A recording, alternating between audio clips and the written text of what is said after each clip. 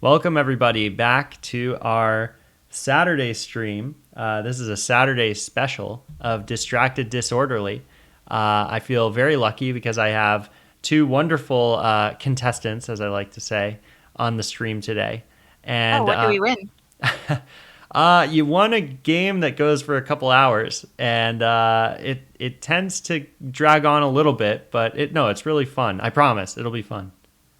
You also get to win, being on the show. So that's cool, right? Sort of. I'm internet famous now, right? Yes, That's exactly. definitely how this works. You're gonna go by the stage name Yakaryn, and Caedil's already famous. She's been immortalized in the Twitch world, and immortalized, as I learned, is the videos only last for 2 weeks and then evaporate. So I've been downloading them now.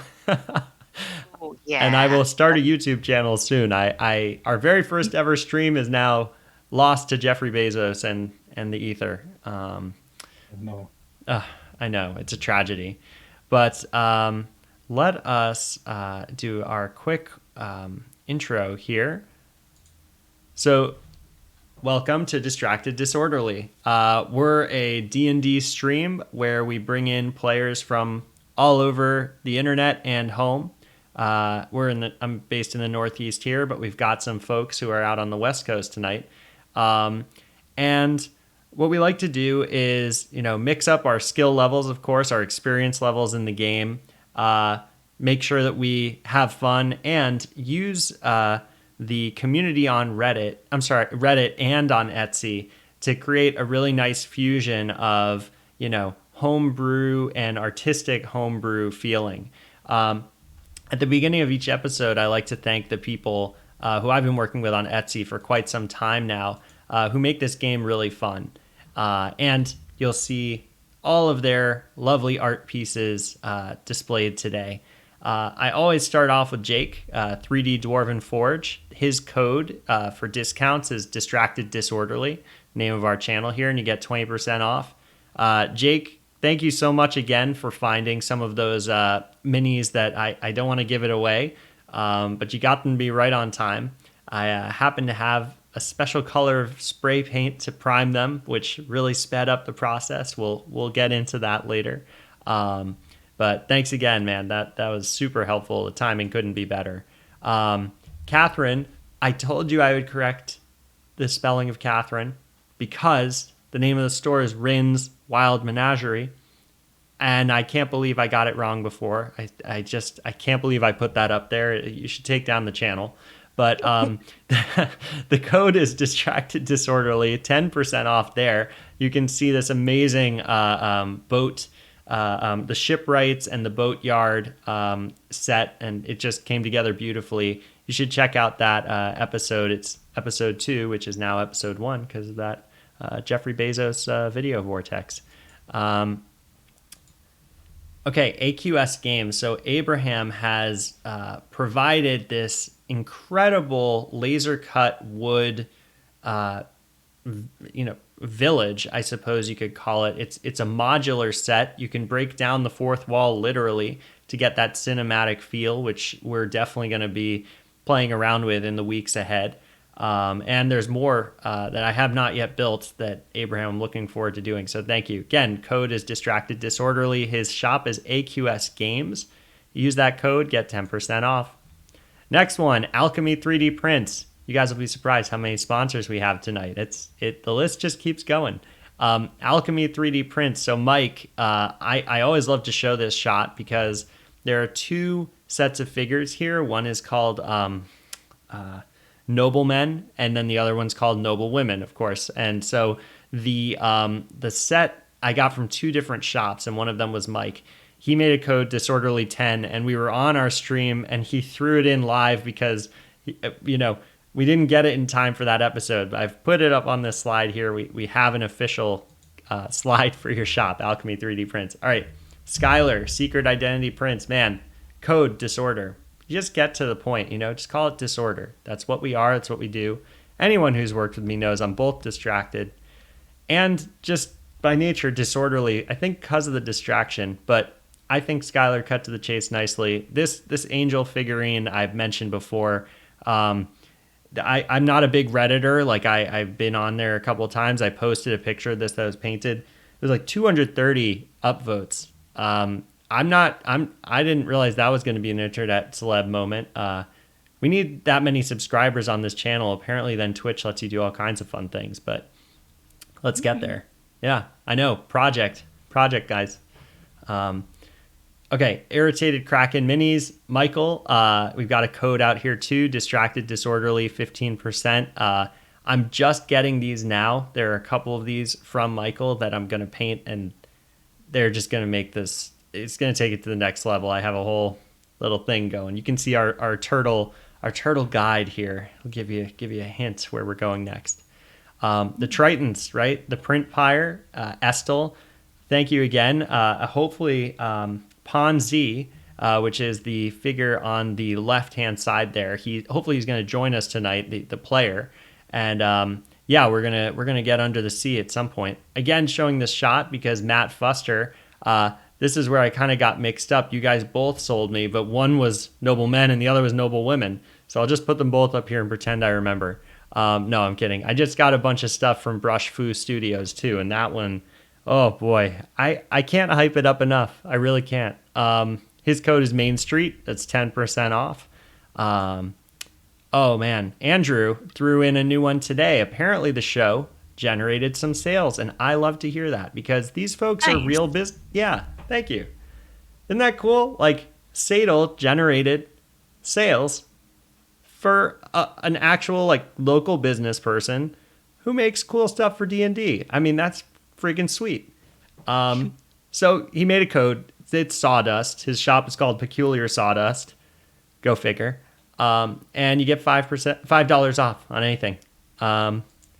There are two more I'd just like to show. There are no codes, but I do really like them. Good Meads Emporium. These guys, I mean, how could you not want to get away from those teeth? There's something that's going to go wrong. It's not all, under the sea, like musical acts. And then Animinis, so Tarrant, these guys are still on the way too. So, anyway, I love to go through the promo list because there's so many people who make this game possible. And I like to start off with all the materials and all the good stuff. But, at the end of the day, it's folks like yourselves, that are willing to jump on Reddit and then decide to randomly go onto some dude's Twitch stream who's like just started and half knows what he's doing. So thank you both for joining today. We're going to have some fun. Absolutely. Thank you. Appreciate it. Absolutely. So let's orient ourselves to where we are. The town of Leilon is on the far left side of Faerun. The world is called Faerun, just for your reference. And on the far west side of that world, there is a coast called the Sword Coast. Many a journey start in the small town of Phandalin. If you're acquainted with the intro to Dungeons and Dragons set, Phandalin is a storied small town where many things happen. But just to the west of Phandalin is a lesser-known town, Leilon. Leilon has been built up, broken down, changed around. It's a coastal town, but it's had a very difficult time reestablishing its trade presence by water. The town had a robust defense capacity at one point, but through many different conflicts, the forces were worn down and the trade stopped. It's in between two cities, Neverwinter and Waterdeep, that generate significant economy, but Leilon itself sort of withered away. Lately, there's been a new initiative to revive Leilon, and engineers from Neverwinter and Waterdeep are converging on this town and rebuilding it at a very quick rate. However, the defensive capacities of Leilon are not catching up with the level of engineering.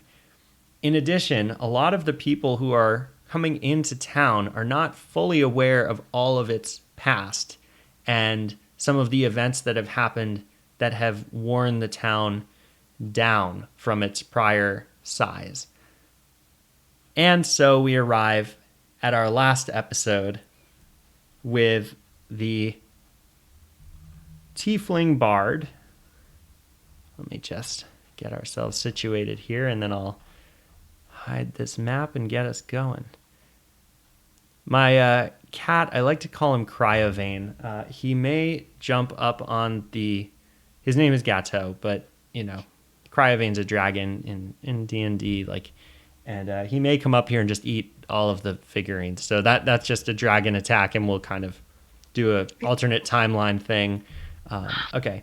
So my boy Gigi may demand lap time at some point while we're on stream too, so I think that's wonderful. I may have a little Gigi figurine too if we really get into it. So if you get her on camera, let me know. I'll bring a Gigi in here. Okay. On our last episode, Caedil, the Tiefling Bard, met a half-orc rogue named Kiziar, and who goes by Kiz. The two of them met at a tavern late at night and sort of wandered in and noticed an intoxicated monk named Adrian. I'll put him on the screen here because I know that our new adventurer may not have seen all of these folks. So Adrian stumbled out of the inn, or the tavern, late at night, ranting about how at midnight everything changes at his church. Wasn't making a lot of sense. Caedil tried to get some information out of him. He was too intoxicated, but they did learn that there was a significant amount of treasure inside of this church. There's a lot of gold that has been siphoned from the followers and is somewhere on the church grounds. So Kiz and Caedil took interest in this and decided they wanted to find out more. They entered the town square the next day, tried to track down some more information about the church. They had made a plan to go there at midnight, which is when Brother Adrian says everything changes. Now, Kiz and Caedil have a propensity for adventure and also some back alley fun. So Kiz slipped into the back alley looking for, let's just keep using the word adventure, I'm not sure, mischief. And he found several bandits. likely. What? Profit likely. Yeah, profit. He was looking to pick a pocket or two. He went into the alleyway and actually found some like-minded folks, some bandits who were plotting something. He was stealthily watching through the window when Caedil entered the alleyway and in an act of true D&D universal karma rolled a nat 1 and thus began a combat sequence in which Caedil and Kiz were successful. I'll wrap up with this last part and then we're going to get going. They found a map inside of the bandit hideout. It was a map of the church grounds, and behind the church there was a building with a red X on it. Now, let's pick up where we are. Caedil has emerged from the alleyway, and she believes that Kiz is behind her, and turns around, and he's gone. In classic rogue fashion. What? Wait. God damn it. Okay. I guess I'll leave him to his own devices. Figured we should talk about... Okay, whatever. I'll catch up with him later, I guess. And Caedil finds herself back in the main street of Leilon. There are still several villagers milling about. There was the shop where the engineer poked out, and along the way, Sadel is still looking for information about the church and the cathedral, or the church and the treasure that might be there, and what's happening at midnight. And so she's looking for individuals that might be helpful in this cause, and sees a cloaked man enter the square. Hmm. All right, he wasn't here before. I'll go and talk to him. And so Sadel approaches. Let's see if we can get right in here. Oop. Okay. And so Sadel approaches the hooded man. He seems to have an aura about him, an energy that almost causes the instruments that she has to start vibrating. Hello. Hello. Is there something I can help you with? Well, you seem to be new in town, and I am as well. I suppose I was just wondering what brought you here. Are you just passing through, or do you have some business in the area? Passing through for the most part. Hmm. Seeing what catches my eye. If there's any jobs, survive, move along. What kind of work are you looking for? Nothing in particular. Whatever I can do, something that I know that I can do, and without much, you know, it's not going to be too much for me. No labor or anything like that. Just simple work. Hmm. What about you? What brings you here? I was just passing through myself, but I seem to have gotten caught up in something interesting. Apparently, there's been some problems around here at night, and I'm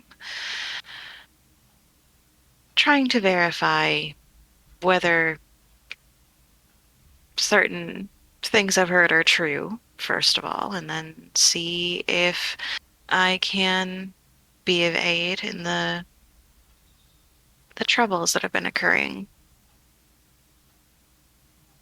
How do you mean interesting?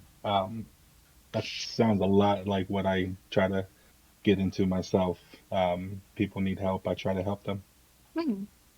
Well, a local priest claims that the dead have been rising every midnight. Have yet to verify if it's true. Was planning to do that tonight with my new friend, but he seems to have wandered off somewhere. Perhaps he'll prove more reliable. I don't know whether reliable is what I'd call it, but I could try. Seem interesting in the least. I don't have any other plans at the moment, so I guess I can try. What was your name? I'm sorry. Oh, my name is Caedil Devine. My name is Yakaryn. Just call me Yakaryn in the common tongue. So where should we go? Well, for now, I'm looking to gather information in general about the town. Uh, uh, the real fun won't start until tonight. And I suppose we'll see if the dead begin to walk. Then I will follow your lead. All right. If you just wandered in, then perhaps we should start by returning to the tavern and speaking to the lovely innkeep about your lodgings. That's where I was headed, so that's fine by me. All right. As the two new acquaintances begin walking out of the town square back to the tavern, they notice two green hooded men passing them by. They're chanting to themselves. They're walking by very slowly, and they seem to be heading south on this main street. Is that towards anything of particular note? Could you roll a nature check? Hmm. All right. Ooh, 30/20. I like it. So you can see that the birds are flying out from overhead, and there's a bell that's ringing in that direction, and you can intuit that they are heading towards the church. Hmm. Okay. Do I recognize anything about their raiments? Do I see any holy symbols? Do I recognize the language that they're using or the particular prayer? Um, could you roll a religion check, Certainly. please? Ooh, much worse. 8. Okay. You know that they are religious. You notice that they have these long green cloaks. You've seen them before in your travels. You know you've seen them in major metropolis and major metro areas. So there is a common religious thread that they follow. I bet they worship a god. As most men in robes would. And they kind of Some men in robes just fling magic around. so they continue walking south. And Well, if this place has drawn greater attention from priests outside of the uh, this town, then perhaps it might be worth going to talk to them and visiting the church earlier in the day after all. Oh, are they not from this town? I assume that was a common occurrence here. I don't know. Um, I think it might be worth checking out, though. There has been a lot of recent uh,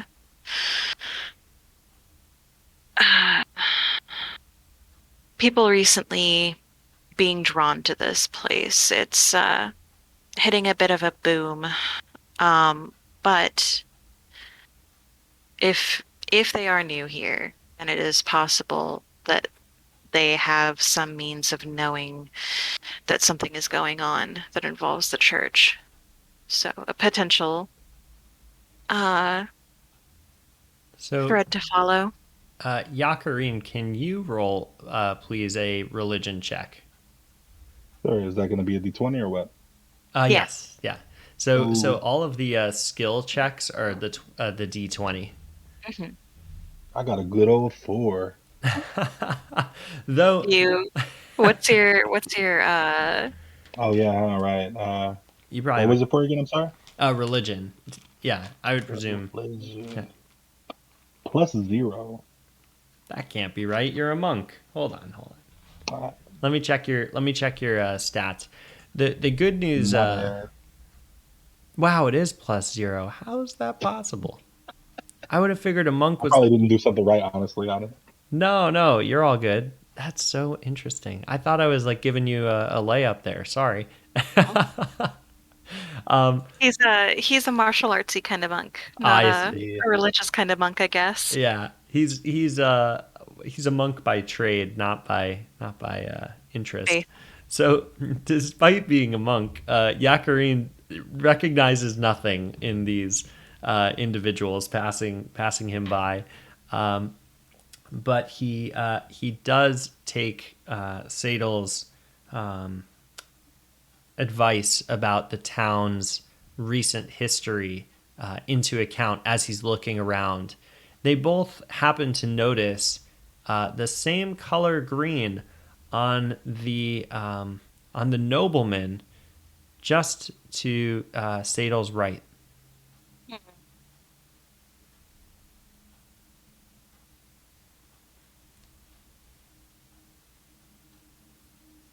Pardon me, sir. Yes, hello. I don't suppose you know anything about those priests who just passed us by. Oh, yes, there's many, many priests of Torm who come back and forth between here and Baldur's Gate. Of Torm. Remind me who Torm is. Torm? You don't know who Torm is? I thought you two were experienced travelers. And he kind of strokes his mustache and, flips up arrogantly towards the sun, which is now starting to set.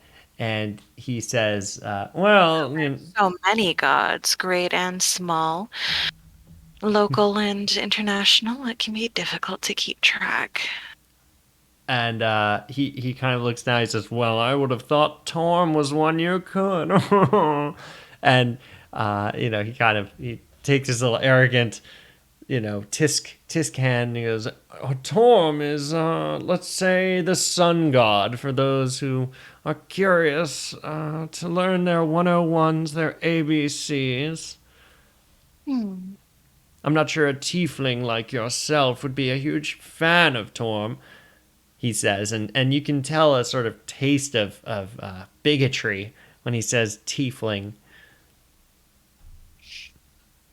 Well, personally, I'm more a follower of Joaquin, but I've no quarrel with the sun or those who bask in its light. I've been known to get a nice tan myself once in a while. Can you could you roll a persuasion check? Ooh, oh boy. Let's see. Yeah, that's going to be a 24. Wow. So the noble stops twisting his mustache and says, "Oh my goodness, you don't say, a follower of Joaquin. Oh, I should have known. I should have even introduced myself first. I'm Philip. I come from Baldur's Gate, which, as you can see," and he points around to all of the engineering that has become such a pride of Leilon. We of Baldur's Gate are mostly to thank for the recent developments here in this fine port town.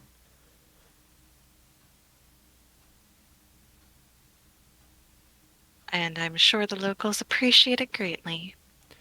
Well, whether they do or not, we need this port. And he chuckles to himself. They have no idea what kind of gold mine they're sitting on. Oh? Well, yes. And he pulls out the map and he says, "The fact that Leilon sits between Neverwinter and Waterdeep makes it the perfect place for trade vessels to refuel before they hit their destination. I don't know if you realize how much of the economy of Baldur's Gate relies on this trade with Neverwinter." And again, he's just like pulls out a mirror and looks at himself. He just stops talking and, kind of, dashing. And he puts his mirror away. Oh, no, I follow Joaquin because I'm a traveler. Little old me doesn't know anything about the economy. Tell me more. Well, and as he starts talking about it, you met a businesswoman in your last adventure, in the last chapter, and she kind of wanders over and says to him, "Of course you think you know what makes this town valuable, but you don't see the other business potential we do." And he goes, "Oh, of course, one of these Waterdeep Oh my goodness, you people. You just can't seem to get it through your head. We need this naval port because of the minerals here. And she retorts back, the crafts that we can get out of here. You can build up more than just rocks. And they start bickering back and forth. Oh, I'm where did you gonna study? I'm gonna just pat Yakaryn on the shoulder and scoot. Now they're distracting each other and I don't have to deal with him anymore. So And so let's go.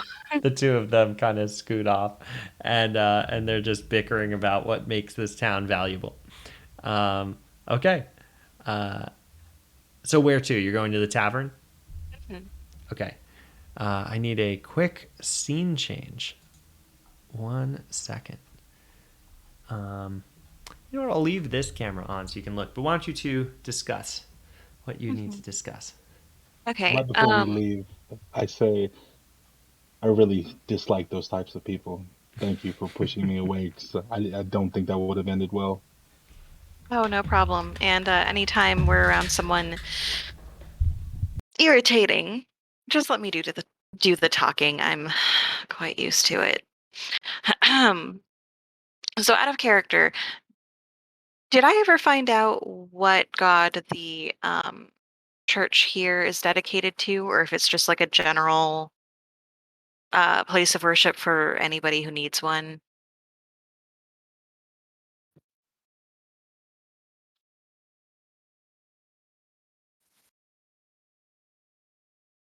Um, Sam? Sorry. I had to take off my headphones while I was swapping this Mm. out. Okay. What was going on? So I wanted to know out of Oh character, yeah. did I find out or notice anything that would tell me if the church in Leilon is dedicated to a particular god or if it's just sort of a general place of worship for anybody who needs one? It's a great question. At this point in time, you do not know. And it's Okay. also not clear really what even happens in that church because Yeah. there's so many people coming and going. Sorry, I'm Hmm. like just bending down, moving this stuff around. So, excuse me if my audio kind of just disappears. But the at this point in time, the town just has so much. There's so much influx that it's impossible to tell who is responsible for even running the church. Hmm. You assume that brother Adrian. I will say that, like from your last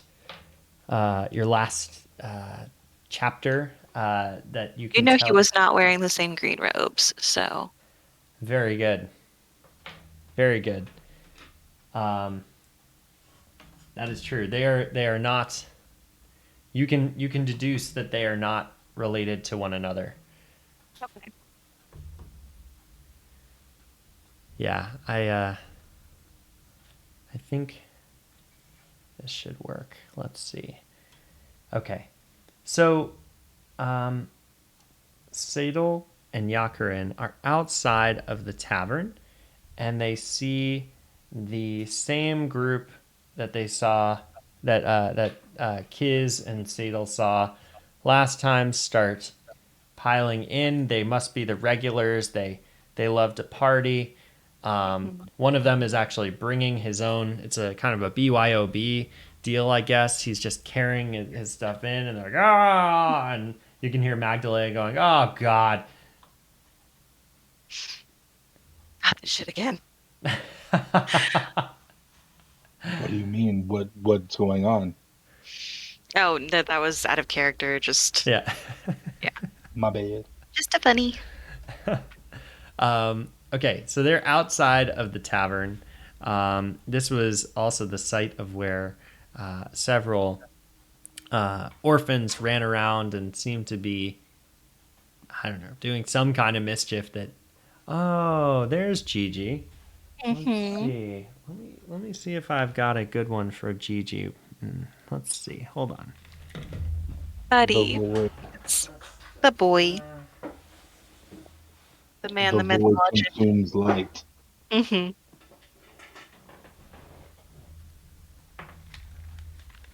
Okay, I'm back. There and so outside of the tavern this enormous cat appears. And oh, it's too hold on, I'll put it over here. That light was too bright. A baby. This enormous unpainted cat appears. And he says, I heard that one of you likes to read. Is that correct? Yes, I do. I really like to read. Oh, and he's just kind of like rubs his whole back against the tavern and almost takes the windowsill off. Well, that's wonderful. There isn't too much to read here, but oh boy, I know of there's a nice little archive down by where the orphans meet. Oh? Oh, Where they meet for mischief? no. I mean, I Where they guess they're stay? always where they stay. Yeah. Well, they meet for Okay. class too. Uh-huh. I see. I guess that would be the place to find books if there are any here.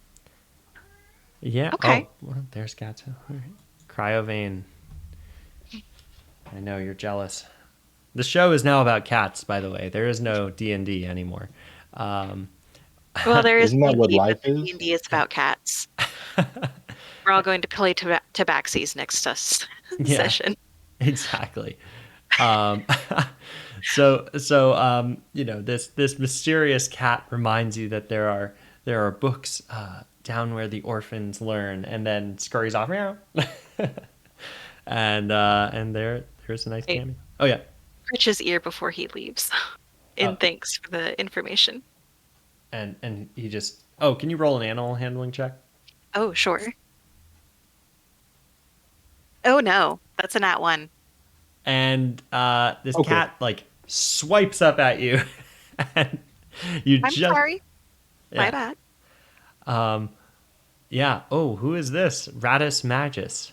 Ooga booga to my coworkers and company. Oh, what's up? Little That's audience. one of ours. Um. So do you want to name this cat? By the way, before he goes off stage, I'll just keep going. Um. We'll do audience participation here. Okay. So Caedil and Yakaryn are outside the tavern, and Caedil has recommended that Yakaryn learn. Ask about lodging. Before they enter, is there anything that you both need to discuss or I got I nothing. Yeah, I think we're good to head on in. all right, so can you both roll a stealth check for me? So, all right.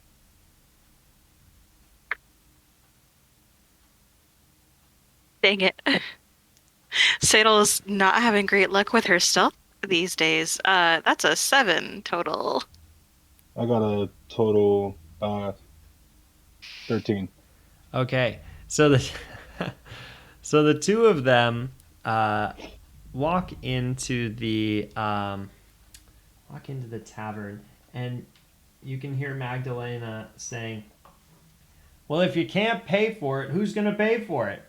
I need silver pieces for these mugs of grog. You can't just come in here and take them." And they turn around and they say, "Well, these two said they'd get it." And then they look over at Yakaryn and they say, no, not that one." And then look at Caedil. Yeah, she did." I I said look no over. such thing. "Well, you came in with us." I very much did not. You happened to come in while I was showing my new friend here to the inn, but we have nothing to do with one another. Hmm. And they turn to Magdalena and they say, "No, I promise that she's the one." And let's can you roll a persuasion check? Gladly.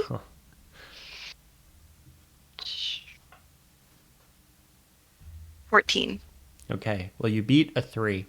Um, so they're like stumbling into each other. She said she got the check, and Magdalena just reaches up and smacks him in the face and says, Zub, this is the last time I'm gonna let you in here without silver. And he goes kind of sitting down at his table, and she's fuming. Um, and so the two adventurers are now in the tavern. It's 8 p.m. All right. Is there anyone else here, or is it just these chuckle fucks? Um, can you Nice. roll? Can you both roll a an investigation check, please?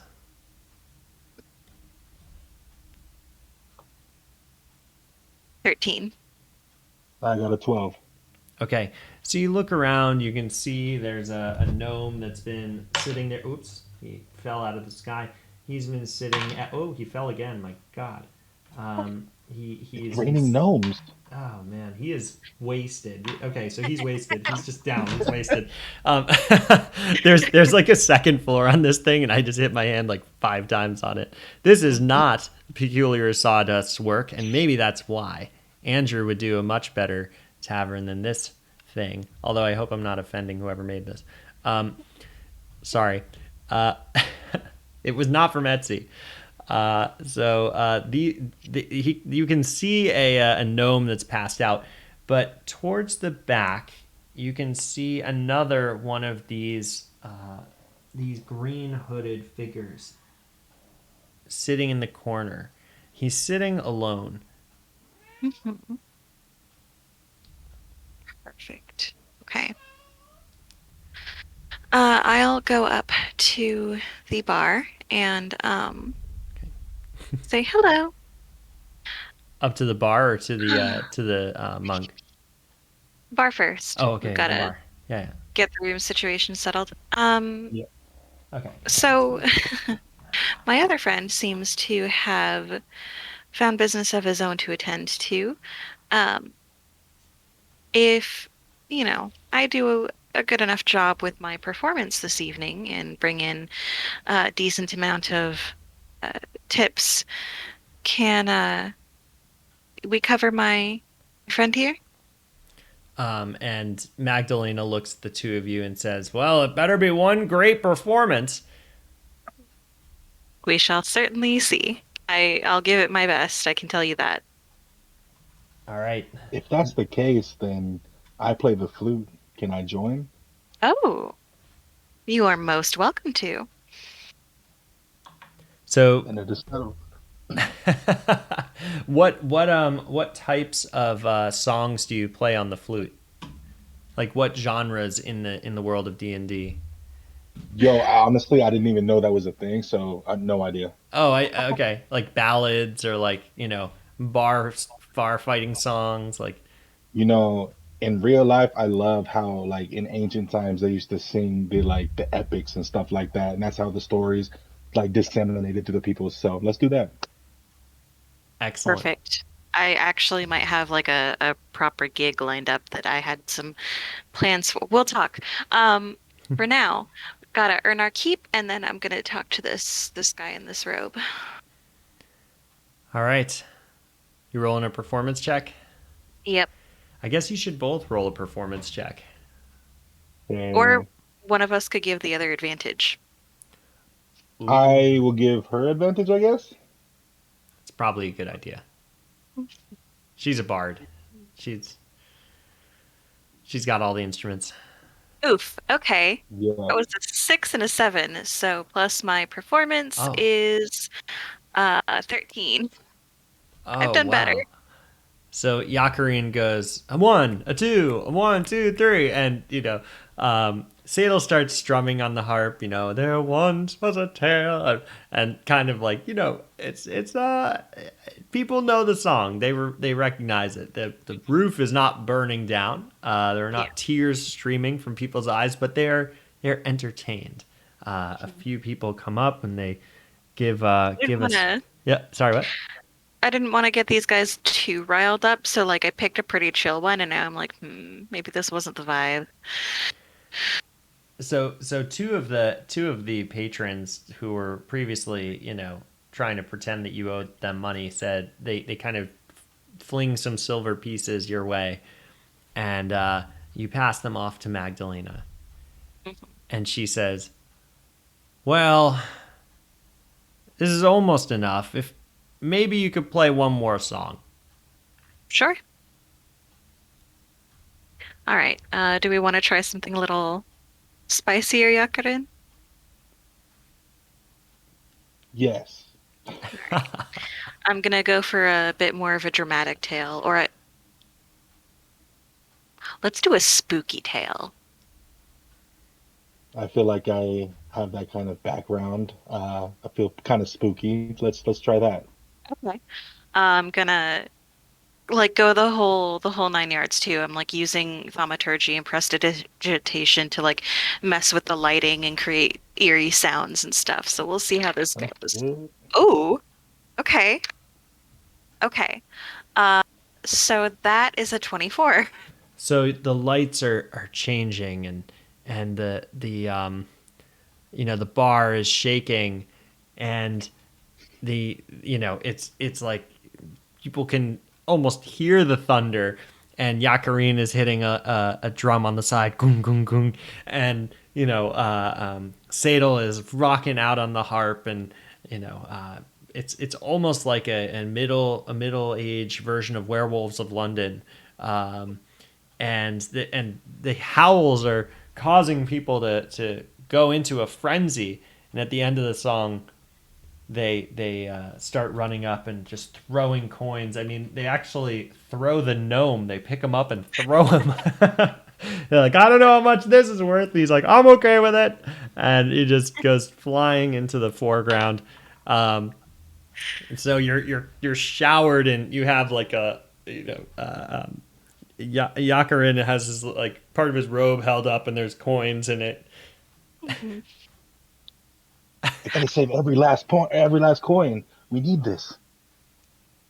Well, some of it has to go to our lovely hostess, but So you place down 5 silver, and you're still left with 50. These people have ooh. literally emptied their pockets. They're so worked up. All right. An even split, 25 and 25.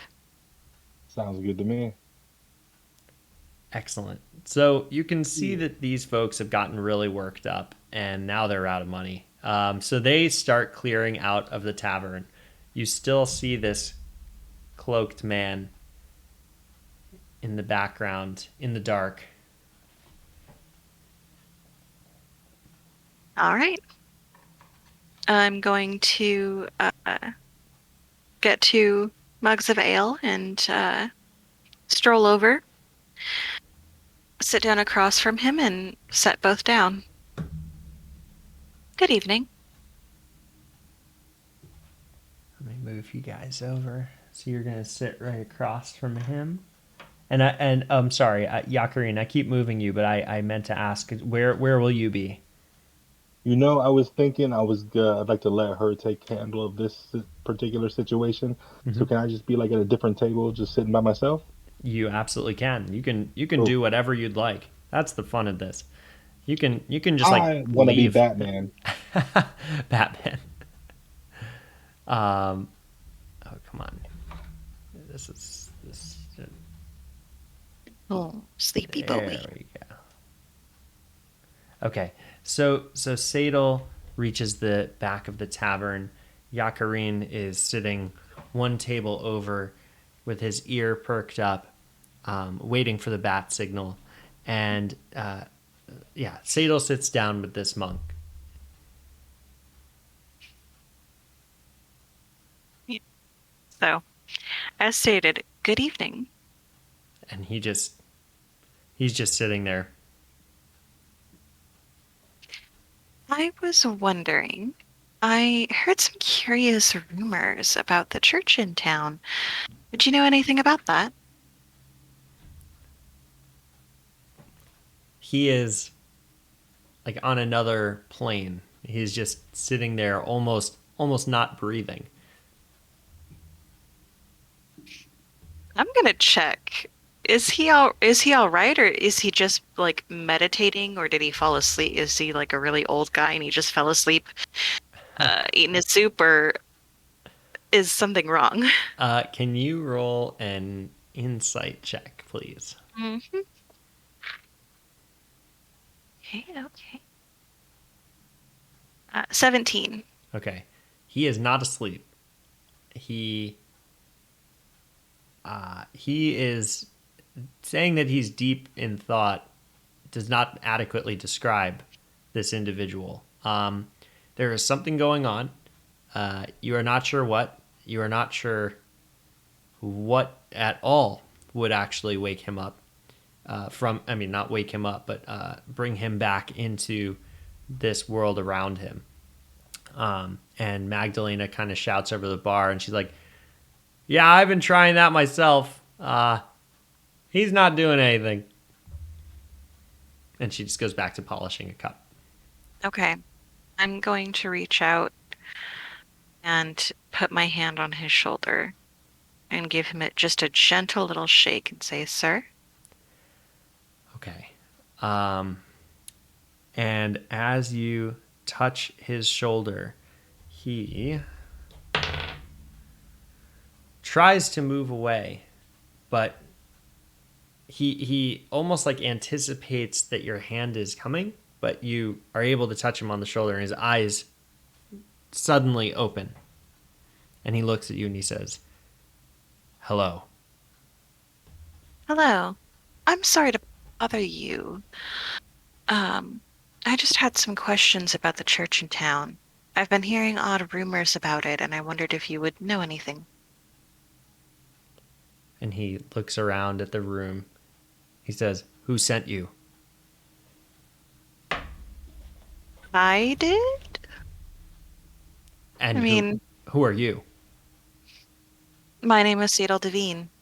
Uh, I happened to be here when the local priest um, got a little upset and in his cups and started saying something about the graveyard behind the church. The monk immediately like snaps into a different level of alertness with you. Brother Adrian. Is that his name? Brother Adrian? I believe so. We have no time. And he gets up from his table and he starts walking to the door at a very steady pace. He Okay. says, "They're going to do it again tonight." And he starts walking right towards the door. All right, I'll follow him. Okay. I'll get right back up and follow her too. Okay. So you all leave the tavern. Magdalena just says, "Well, see ya." And, you know, you are all leaving the tavern. And I'm assuming I was close enough to hear everything, right? yes, yes. Cool. As you all are walking, you can see that he is looking around at this in the looking around the streets to see if you are being followed. Um, you're passing by houses and houses, and he hasn't said anything to you. Mhm. I'm.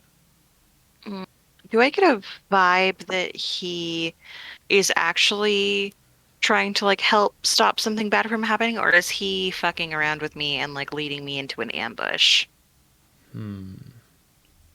Good question. I think you both should. Why don't you both talk it over first as you're walking? He's like far ahead.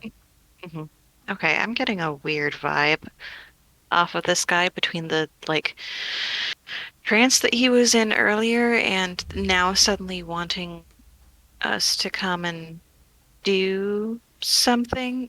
Um, He said do it you? was happening again. What is Yeah. it?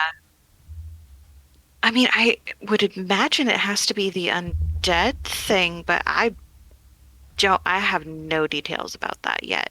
Um, do you think we can trust him?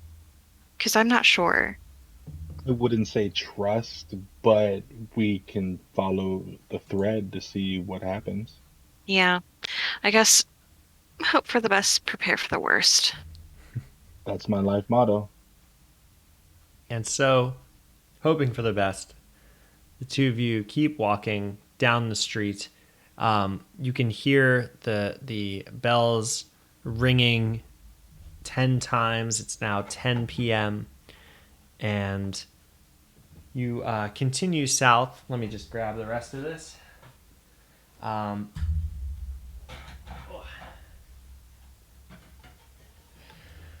going to make the most of scenery tonight, folks. Here we go. We're going for broke. Flaunt it if you got it.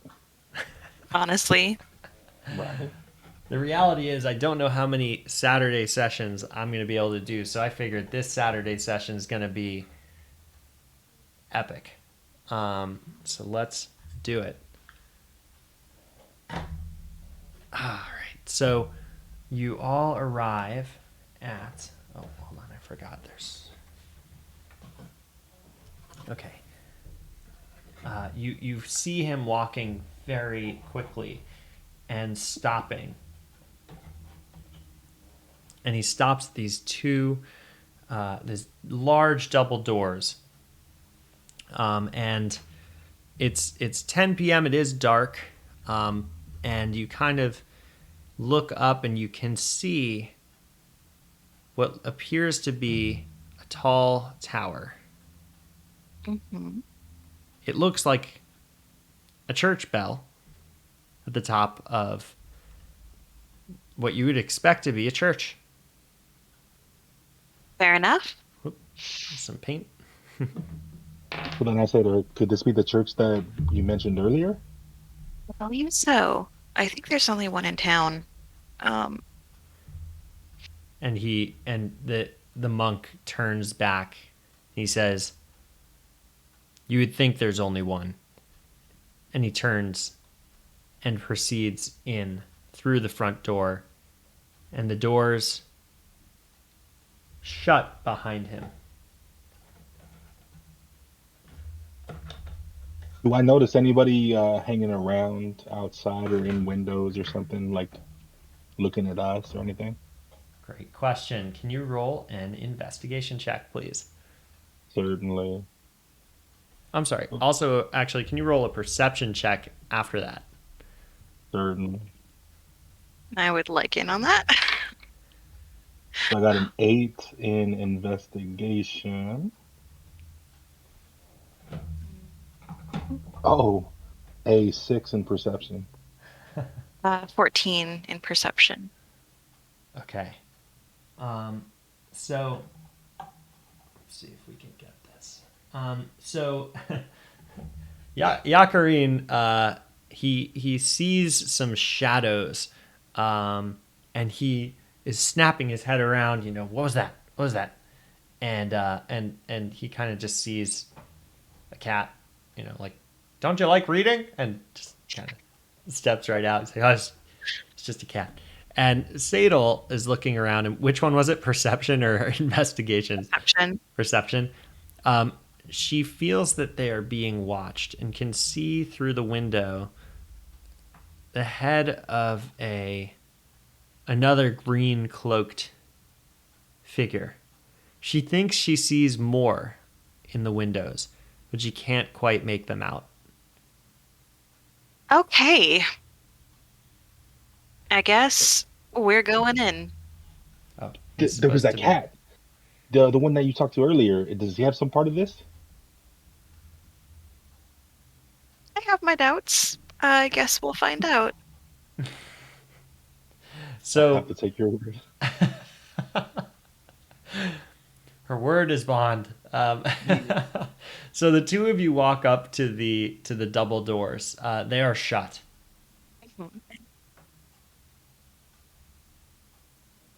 I'm just gonna go up and push. Yeah. Okay, you're just gonna push. Mm-hmm. Gotcha. Okay, so or pull if it's obvious.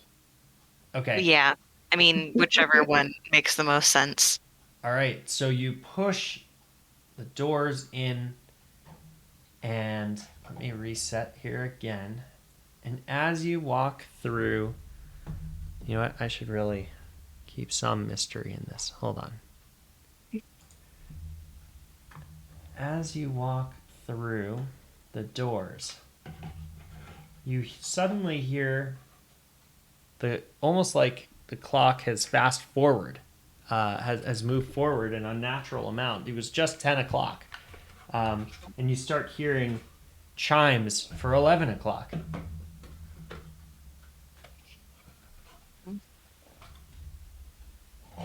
And as you're walking in to the what you presume to be the cathedral or the church, you find yourself. One moment.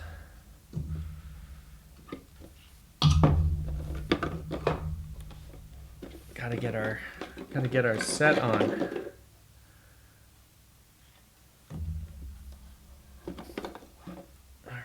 There we go.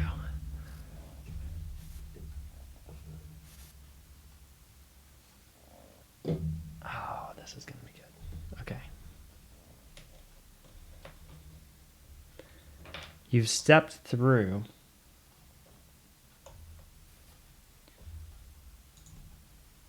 into what you looked on the outside and you saw two completely normal doors, but as you stepped in, it's as if you've entered an entirely blackened, ashen black structure, and there's a glowing light emanating from the center of the room. Mm-hmm. Mm-hmm.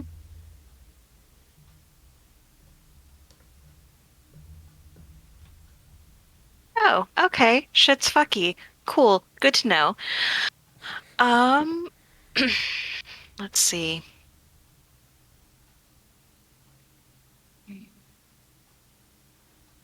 Hmm. Okay. Uh, would say we proceed slowly and quietly. Try to see whoever else might be here before we're seen. So in this new area, I have a Yakaryn has a history with like abyssals and stuff like that. Kind of gets a panic look on his face. Mm-hmm. So he's going to agree, but he's not going to say anything. But you can see like his heart is kind of beating, or his eyes widen and stuff like that. Are So you all right? it has a lot to do with my past. I'll be fine. Let's just go. Okay. As long as you're sure. And if you need anything, I'm here. Start taking try to calm my breaths, taking long deep breaths. I, I'm fine. Let's go. So the two of you are you've entered this place. You had said you wanted to proceed. Like, what was your next course of action? Sneak around. Sneak around. Okay. So you're just you're both going in the same direction. Do you want to look around? Yeah, Like, we're gonna be sticking together. We're gonna be Yes. sneaking around, looking around, trying to find any clues as to what the heck is going on around here, uh, and hopefully not get found by anything hostile before we find them in the process. I that sounds great.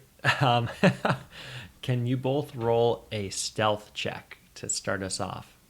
Caedil, fourth time's a charm. Yeah, it is actually. That's a 16. Yes. So is it a six if the dot is up top or below? I keep forgetting. If it's a 6 if the dot is Yeah, that's a six. So yeah, yeah, Okay, the dot I got denotes the 12. bottom of it. Yeah, Thank you. yeah. yeah. And so, did you add your modifier as well, or do you have? Yeah, it's a six, so 12 in total. Got it. Oh, nice. Wow, that's a great one. Okay, so 12 and it's 16. You said.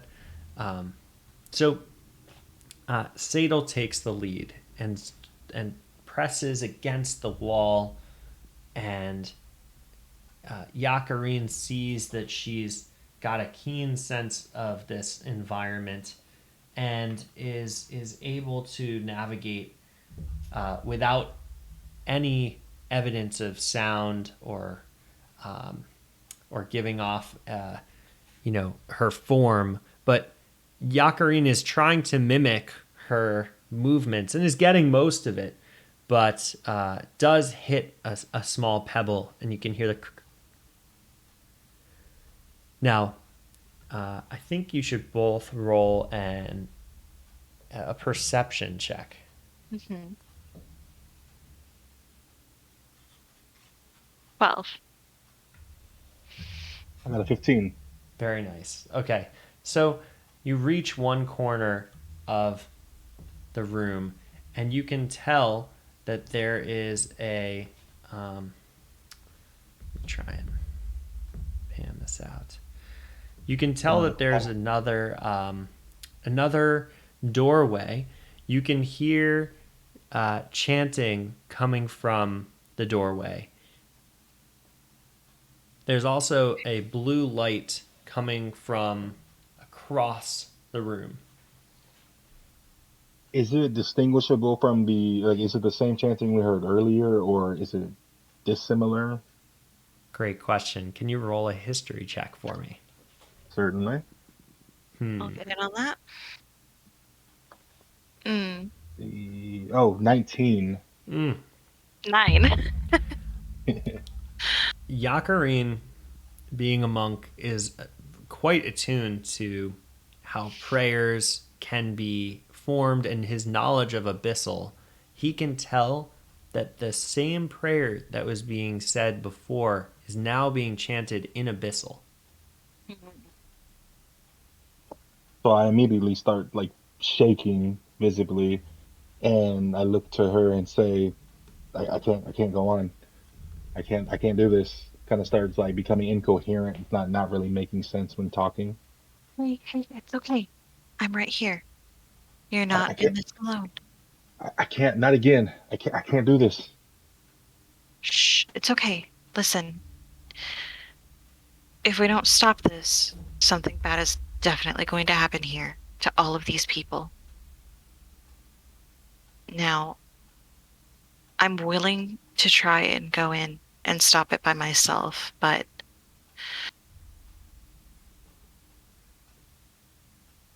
I'll leave it up to you what you're Don't going to do. understand.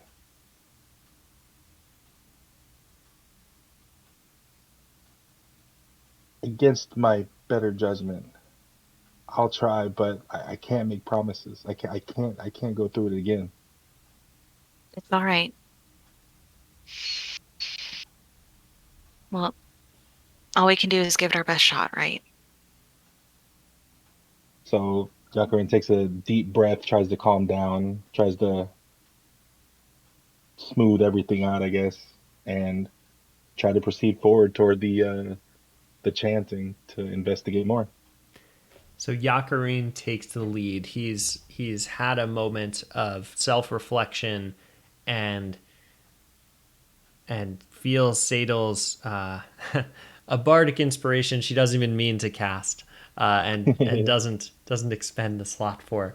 And he takes on a new sense of courage, and they swap places. He takes the lead, and they find themselves at the doorway, and the chanting is much louder. So they have now crossed the room. The blue light is behind them now. Glancing over my shoulder at it, can I discern anything about it, any details, what its source is? Do you mind rolling a? I want to choose a good one for this. Let's roll a religion check.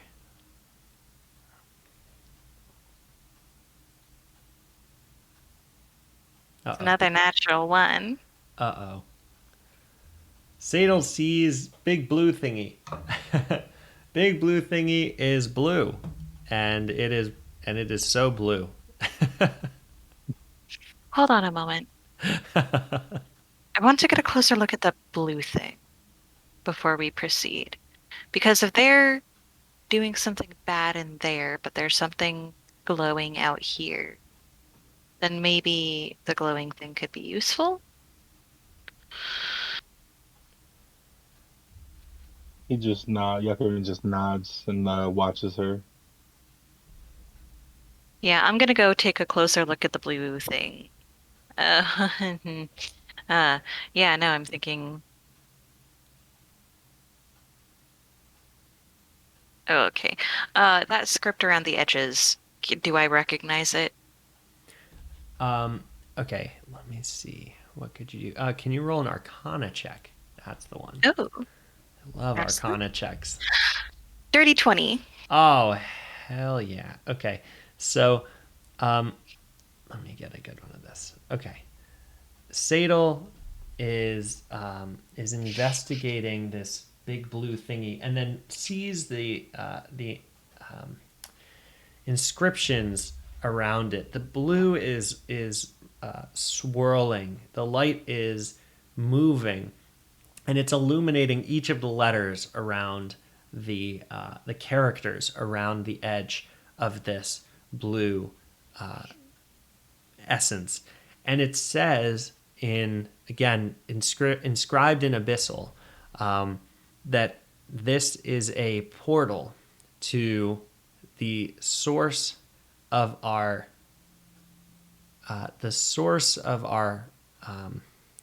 desire.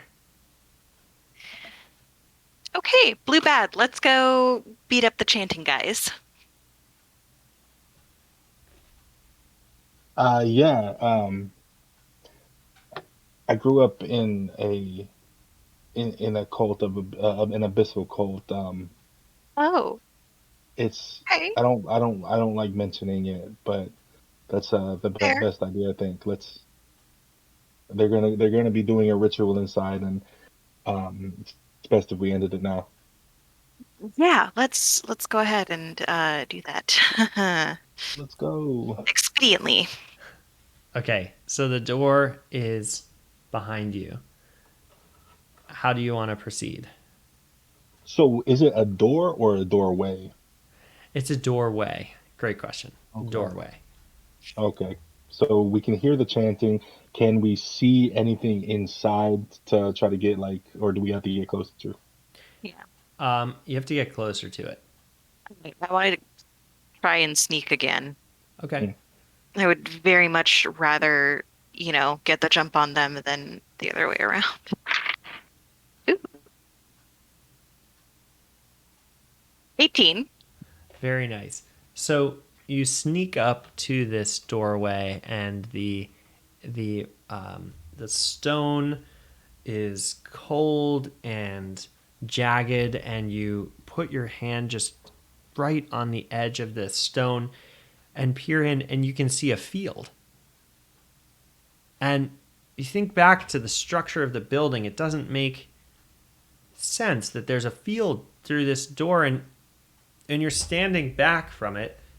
It looks like it should be a hallway, but you get close enough, and you have not alerted anyone. There's the chanting continues, um, but you're startled by this realization. Hey, well, I guess they did screw around with time earlier. I suppose it makes sense they can screw around with space too. Okay, can I see anybody inside doing anything they should not be doing? You look in, and you can see the the night sky, and you see clouds covering the moon, and the light is very dim, going out hundreds and hundreds of feet, and you can't quite see where the source of the sound is originating, but you see these hills, you see fences, and you can tell that it's vaguely down the hill. That's where I'm going. What's unusual is that the sound carrying into this building makes it sound like it's very close. Mhm. There's something weird about the perception of space inside of this building, as I'm sure you realize now. Mhm. Yeah, I'm gonna follow. Excellent. Excellent. Okay. So, our two brave venturers walk through an ancient doorway. And don't worry, you are still alive. I'm just switching up our set. This would be a good time to mention that these some of these set pieces that you're seeing are from Etsy, but others are actually from uh, just like various sources online. There's this one set. I'll find it. I have it over there, but they made that temple that you just saw, and there are a couple other things that they make.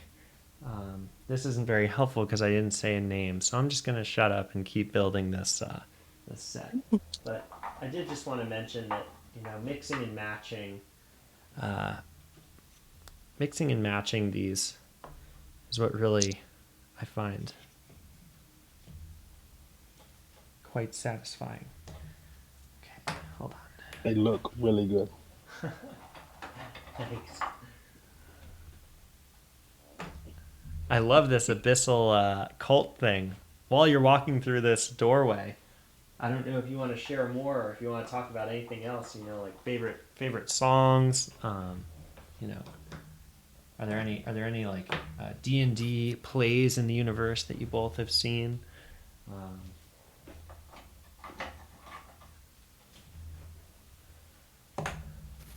There's so many opportunities. I'm so uncreative right now. You're doing fine.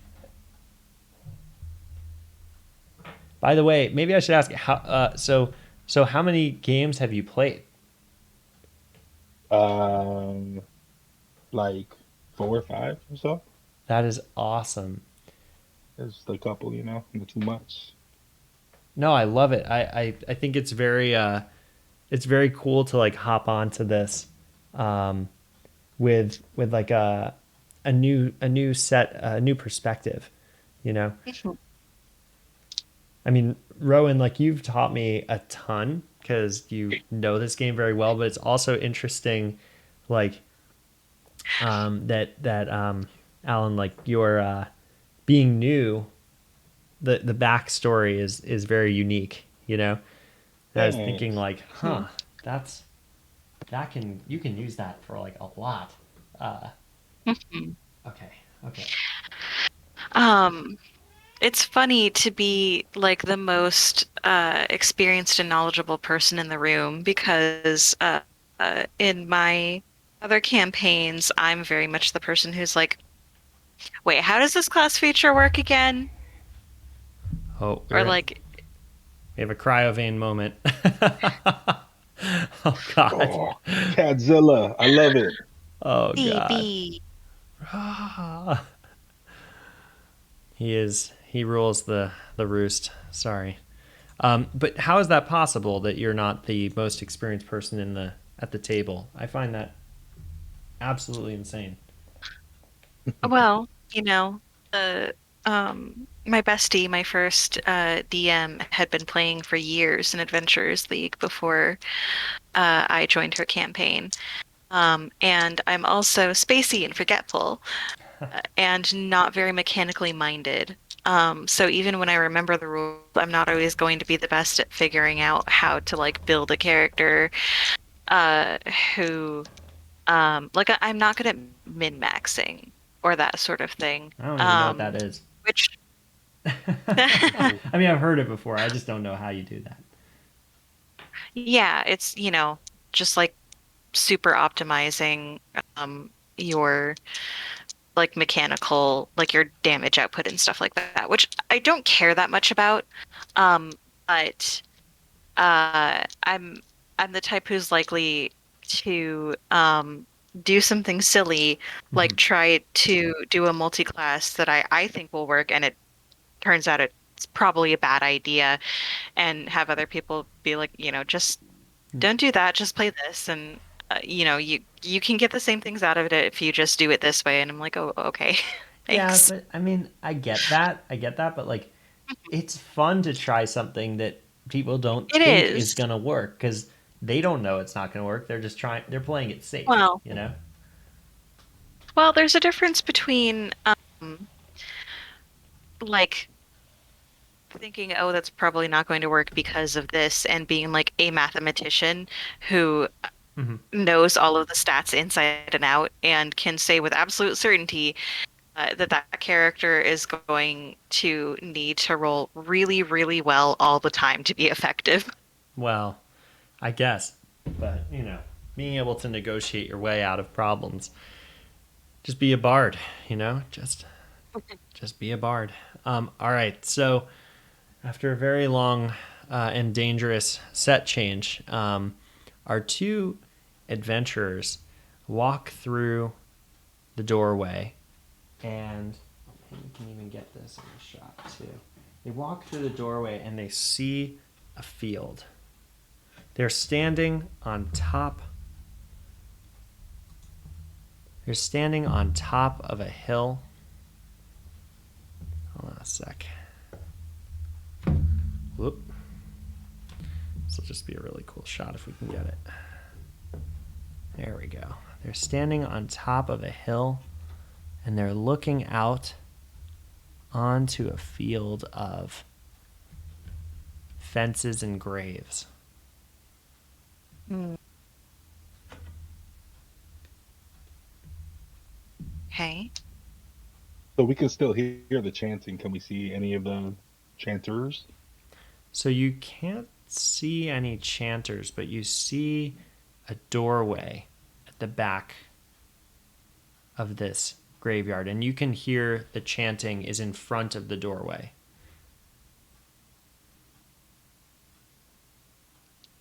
Okay. Looks like we're going to have to cross the graveyard in order to get to these cultist assholes. Let's hope nothing pops out of the ground on our way over there. Hmm? Oh, that can happen.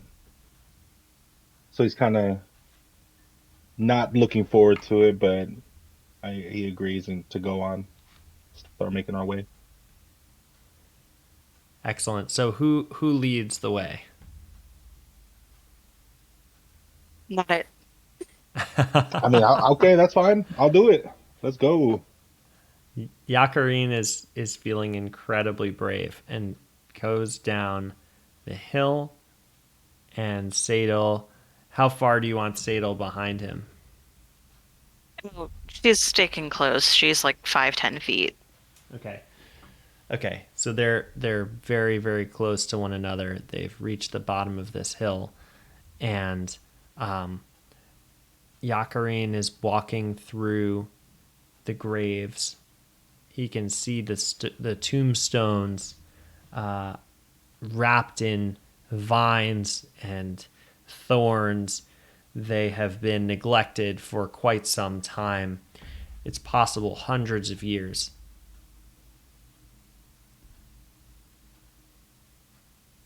Do I see anything noteworthy, or is it just a simple graveyard that's neglected? Uh, if you could roll an investigation check, we will see. Certainly.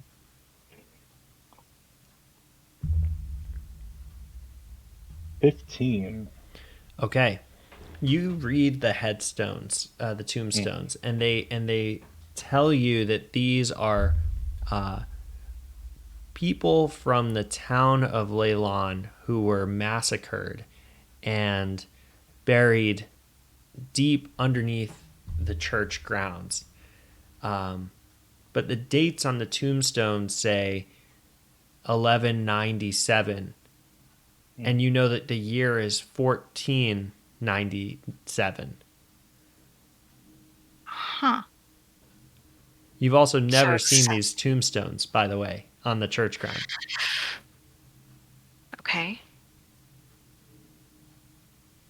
It would seem there's some kind of buried history here. Buried history. Yeah, it would seem so. Well, I guess I'll continue to go forward because Yeah, try to figure out what's going on. Continue on towards the peoples. keep a sharp eye out for anything Hmm. sus, Would anything threatening. Yeah, would you both roll a nature check, please? I got a 14. 10. Okay.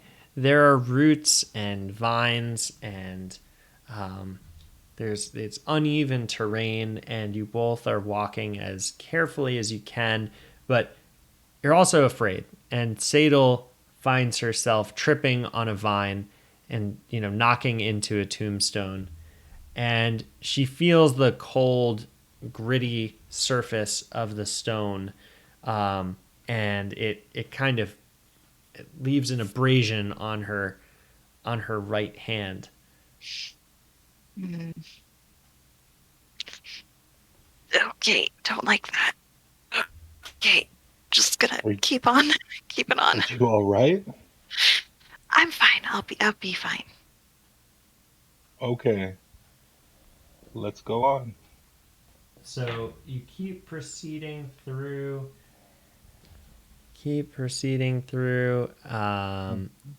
Any how quickly do you want to get to the other side of this? How fast are you moving? I'd say pretty fast. I don't really want to Like still at be this there. point, the cultists still aren't within sight. We hear them ahead of us. I think we probably don't super need to be stealthy right at this Hmm. moment. Let's just book it. Okay, Yeah. so you're running, running, running. Can you both roll an acrobatics check for me? Oof. And that's what I get for being cocky. I got a 22. Ooh. Okay. Yay. Nice. So you're running so fast that you don't notice this very sharp edge of a fence that has fallen, and it does 1 point of damage to Sadel's right shin.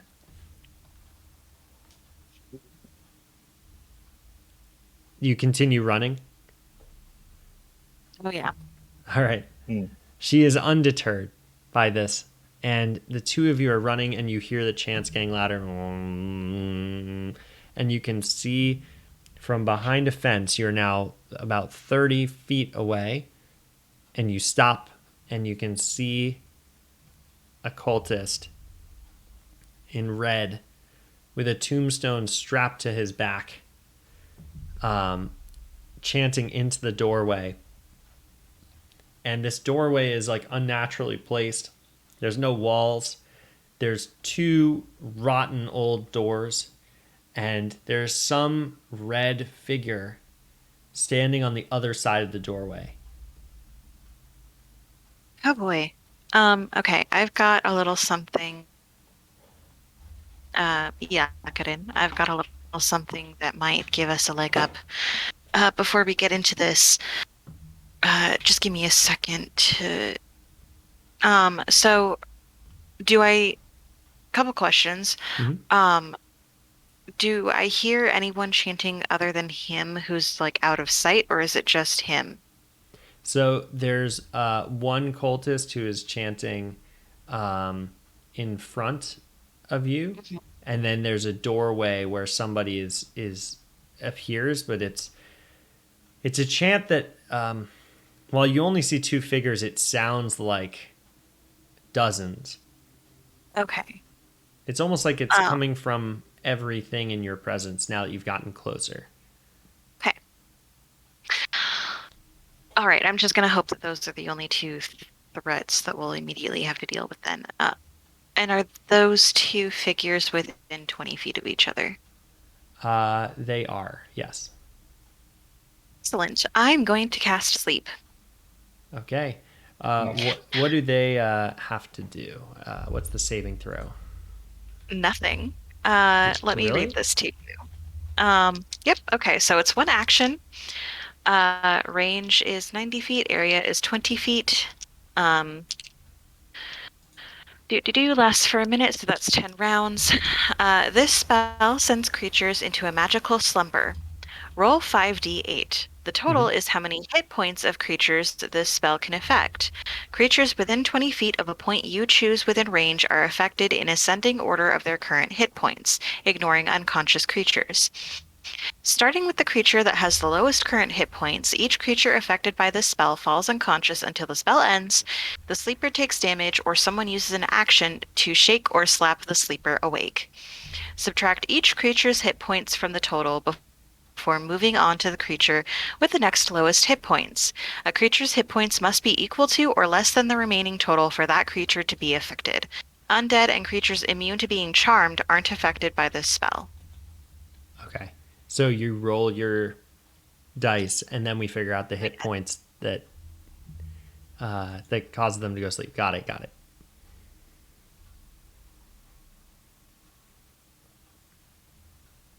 Okay, okay.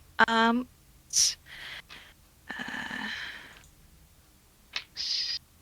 10, 16 HP worth of creatures. Okay. So these two individuals are, they're not for the faint of heart. Neither of them actually falls asleep. Okay, it was worth a shot. It was. It was. Now, here's a question: when you cast that, do they notice it? Well, it has a verbal component, and I'm pretty sure my spellcasting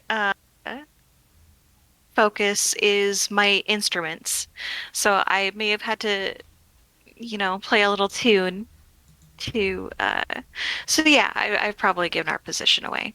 Got it. Okay. So you hear this chanting like, then, "Ah," and the chanting stops for a second, and this, hold on, this necromancer turns to look at you, and the door closes, and he says, "What are you doing here?"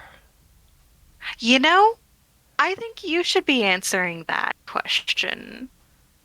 We're not the ones with a tombstone strapped to our backs, chanting weird, creepy chants. I also see there's a skull on your staff. That's very bold of a fashion choice. Uh, so why don't you tell us what are you doing here?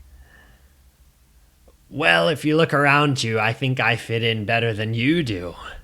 And he kind of has a point there, but you know, he just swings his staff with the skull that's swinging off of it, and his tombstones are heavy and pulling the chain over his shoulders. You can see that they've almost slumped in. These chains have nearly pushed his shoulders all the way down into his stomach, and he says, "Oh, soon you'll see.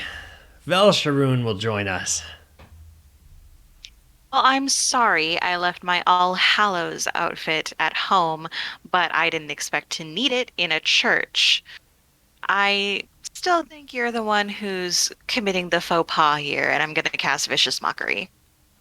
All right, can you roll for initiative, please? We are gonna Mhm. have some fun. Is that still going to be the D20 or no? Yes. Yes, Thank it you. counts as a skill check. That's an 18. All right. Got a 15. Okay. 18. Yakaryn. 15. Okay. And then. Okay. So, you've caught him by surprise. He's been talking with you in the middle of his ceremony. The portal doors have closed. His ceremony is incomplete, and Caedil takes her Trying to make first him feel round. bad about his clothes. And yes, and her first move against this necromancer is to insult his clothing. So, yeah, go ahead and roll for me. Yeah. 1 point of damage. Go ahead and make your wisdom save. Oh, right. Okay. So he rolls a 17. Oof. Nope. Okay. Any bonus action stuff? Hmm. Nope. Okay. Yakaryn, it is your move. So, also let us know if there's anything we can help with in combat. By the way. Sure. Um, well, I'm not really too sure what to do right now. I guess I can cast Misty Step, try to teleport behind him. Hmm. Sure. Although I don't know how that works really. I will say it's not going to help you this turn. It might if I went and got up close to him as well, on my next go. But Misty Step is more something that you would want to use to like escape from a bad situation or Fair enough. get across a gap or something like that. In this particular instance, it wouldn't have much mechanical benefit for you. Word. Okay. So, I mean, if he's not going to cooperate, I guess I'll just kind of stride up to him and just do an unarmed attack. I guess. Yeah. Go for it. Cool. So unarmed strike. I guess 24.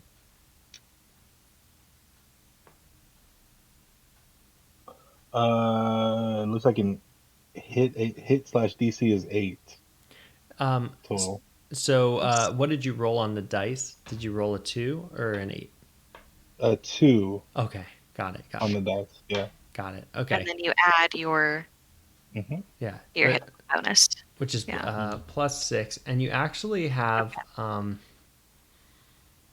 well, Hmm. okay. You have the opportunity, though you don't have to. You, as a monk, you have something called key points. It looks like, or chi Yeah. points. Yeah.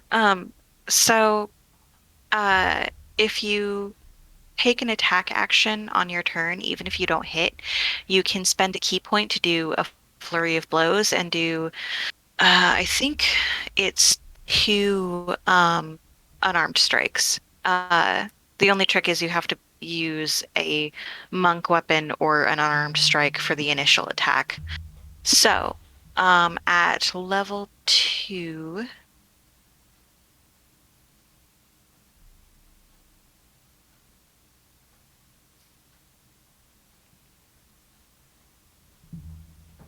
I'm not seeing how many. Oh, right. Okay. Yeah. Um, yeah. So you'll have 2 key points to start with, and you can use them for flurry of blows. Yeah, 2 unarmed strikes as a bonus action. You can use them for patient defense, which is all of these are just cost 1.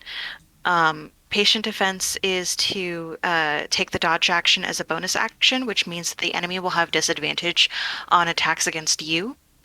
Uh, and Step of the Wind allows you to disengage or dash, um, again as a bonus action for that turn, and your jump distance is doubled. So disengage allows you to move out of an opponent's striking range without provoking an attack of opportunity. And dash allows you to move double your movement speed. So, Fair enough. I also realized there's one thing we missed. I was looking through your D&D Beyond page and missed this. In your Yes. inventory, you have a short sword and a dart, but because they're not Yeah. Yeah. equipped, we don't see them as attack options. Oh, Oh, okay. Cool. yeah. Now You I you know. got to equip your stuff. Yeah. That's important. Now, I also to get parity, because Caedil in the last round picked up a crossbow that was a +2 crossbow, and if we could take a second, I'd like to give you a +2 short sword just to keep it on parity with how much damage. I don't want there to be such a huge differential. Um, Okay, yeah, I'm sorry I missed that before the start of this. Weird to do it mid combat, but it's worth doing. fair enough. So, so if you click the inventory tab, you should be able to do a search. And if you look up short sword, oh, I can't do it because it's not my character's page. Do you see something that says add in item to inventory? No, not at the moment. I'm trying to get to the inventory and stuff. Let's see. So manage character settings, I'm assuming. Nope. Hold on. Just Yeah. go to your character page. Yeah, that's where I'm at. Right. Okay. And so then where you have actions, inventory, features, and traits, etc. Oh, Yeah. right there. Thank you. Yeah. And then under your money, there'll be and that says manage inventory. Click that. And then at the top will be add items, and there'll be a filter. That's where you search. Thanks. Mm-hmm. Short sword, correct? Short sword Yes. +2. There's a blue Yeah. The one plus that's two. Yeah. +2 short sword. And also, um, for future reference, monk weapons are short swords and any simple melee weapons that don't have the Yeah. two-handed or heavy properties. Yeah. Got it. so. Did So you? Mhm. I equipped it. Okay, it's equipped. Cool, cool. I added it to equipment. And then now it's been added to equipment. Do you see there's a box next to it? Um, you should click the box and it will turn red. Like there will be a red box in the box. That means that it's Yeah. actually like available for you to attack with. Cool. Yeah, Got it. and then when you go to your actions, it'll show There you it is. the short sword and its bonuses and Yeah. everything. So go ahead and roll again because there's a whole different hit DC. It's all Mhm. yeah, Certainly. yeah. And am I rolling the D4? So Or is to it? attack, it's always a Yeah. D20. Like most Yeah. Oh, fair enough. actions begin with D20, and then after that, um, so first roll that, and then we'll get to the next step. Yeah. Oh, it's a 20. Oh, Oh, a nice. natural 20? Yeah. That's a critical hit, my dude. Dude, right? I used the D4 before because I misread the damage. I thought damage was the attack or whatever. So, yeah, yeah. Very nice. Okay, so Hey. now look to the right of So, that, yeah, and you plus roll. 8. So your short sword, you roll a 1d6, just like a regular die. Okay. Uh, and because it's well, it depends a little because the base rules on a critical hit, you roll your damage die twice. Uh, but some DMs prefer to just you roll once and then double the damage. We'll see which one's Okay. higher. Well, Yeah, I want to choose the definitely highest. the other way probably because I just got a 1. Yeah, roll Mm, again. okay. Okay. And then add the little plus. It should say 1d6 plus something. Yeah, it says plus Uh, 6. So 3 plus okay. 6 is 9. That's that's good. That's good for a Oh, single cool. Yeah. attack. Oh, So great. so Yakaryn pulls out this short sword he forgot he had. It's a really sharp one. He was like, "Oh, duh, that one," and slices up on the necromancer's face, and this green sort of ooze starts coming from above his mouth, and he goes, "Ah, this isn't worth my time," and he backs up, and you see him, start to emanate with a glow, and out of the ground behind you. Well, one moment. Yeah. If he's backing out of melee attack range of Yeah. Yakaryn, then Yakaryn gets an attack of opportunity against him. Do it. Do it. Roll again. Okay, Another D. so Roll the dice. Yeah, just the take a 20. slash at him. 6. +8 though, right? Yeah, Because 14. yeah, so 14. So that hits. Yeah. Go ahead Yeah. and roll some more. Roll a D6. 3 plus 3 is 9 or 6. No, Which wait, 9. I'm sorry. I got it wrong. 9. Yeah, so the 6 is like the damage modifier. So you rolled a Yeah, 3. yes, Yeah.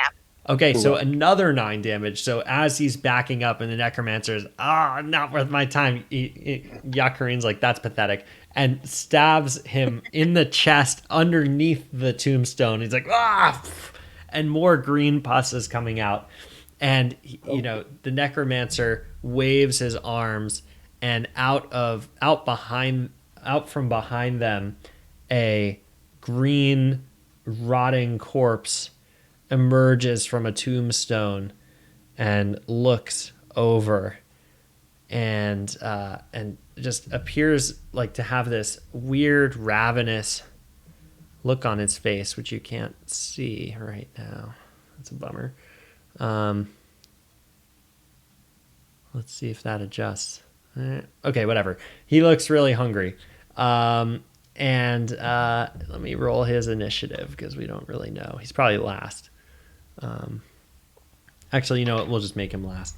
So it's actually his move now.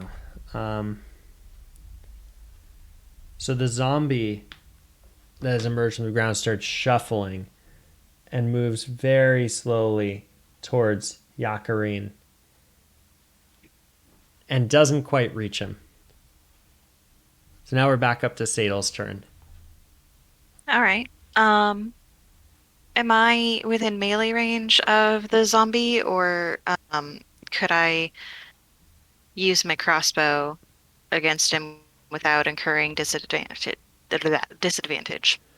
He's very close. You're all within quite close quarters. The zombie is like less than 5 feet from Yakaryn, and he's less than 10 feet from you. In that case, I'm just going to go ahead and take a stab with my sword. Okay. Ooh, no, that's a 9. With the modifier. Yeah, with the modifier. Oh yeah. Okay. That doesn't hit. Okay. No. So Caedil goes to like slash at the zombie, but the chest cavity has a hole in it, so the sword just passes through the hole. And now it is Yakaryn's turn. Well, I guess I wouldn't have noticed until she did something. Can I just slash at him? I'll just attack. Totally. Yeah. Are we Cool. using are we using flanking rules? I don't know. Can you explain those to me? Because I have not used them before.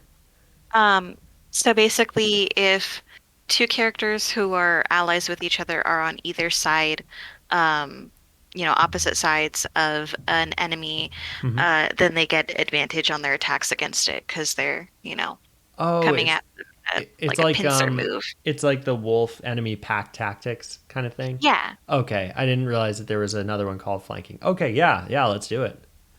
Thank you for teaching me that. Look So at how much I learned yeah, from you. um, and you only provoke an attack of opportunity if you move away from an opponent when you're in melee with them. But you can move around an opponent, like, doing the circling thing, without giving them that opening. So if you want to tiptoe around him and then take your stab, you can do it at advantage, which means roll twice and take the higher. Let's do it. So, I rolled a 6 before she said that. Should I roll again or no? Oh yeah. 5. So 5 plus 6 is 12. Well, no, you take the higher one, so you would Oh, take the, 6. Yeah, yeah. you take the 6 So and add. 13. Yeah, so it does 13. hit. It does Oh, hit.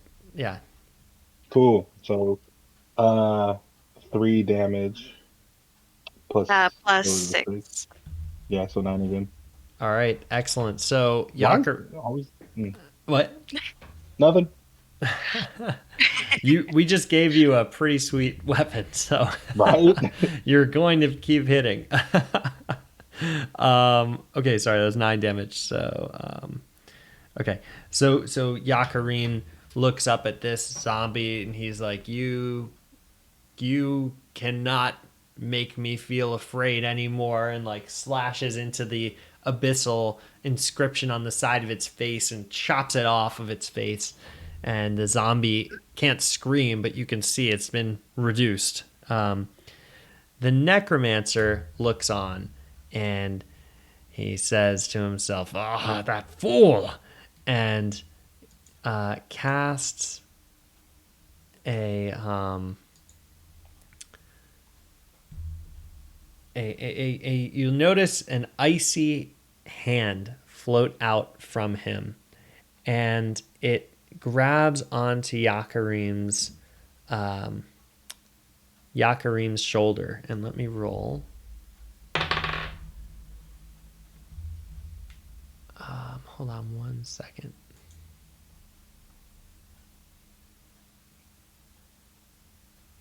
Oh my gosh, where the heck? I always lose track of where the spell is. I'm like super noob today. Where the Is this spell chill touch? proficiency. Yeah, where his proficiency is coming from. Oh. Yeah. I don't think you need your. Oh, but you need the Isn't there like a spell save. Hold on. modifier? Spell attack? There is, but you don't often apply it to cantrips. Oh, So, but you need to make a spell attack. It's not a saving throw. Okay, I see. So that should be. Do you have a D&D Beyond sheet for this guy?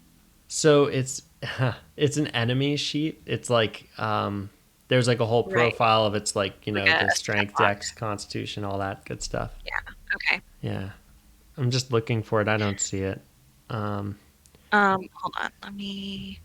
Oh, Well, it plus should 7 to say. hit. Okay, it's Yeah, it's yeah, not where it normal. Okay, I see it now. yeah. No, Uh it's they don't have it set aside. It's like each individual attack that they have will tell you yeah. individually Yeah, like sorry. its I modifiers pulled and up a stuff. tab for for this enemy, and I haven't actually used this Yeah. website before. Sorry. I prepare all the minis, and I don't even prepare the details. How do you like that, gang?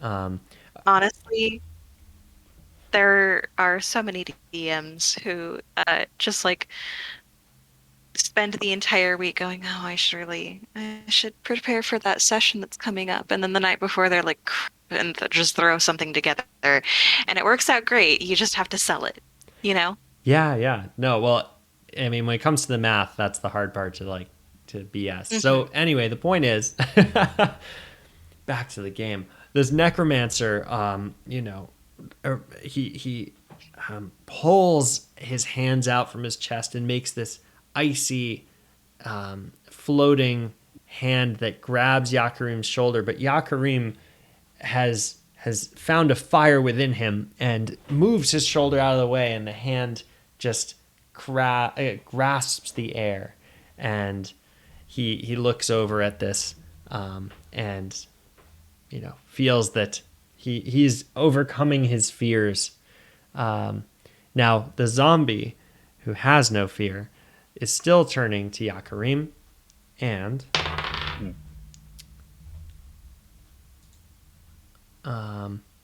okay, +3 to hit. Is your AC? What is your armor class? It's 16. I yeah, yes. Ooh, you're a tank. Okay, the zombie goes to take a chomp out of Yakarym, and again, he's just on fire. I mean, he dodges this bite, and now it's Caedil's turn. Okay.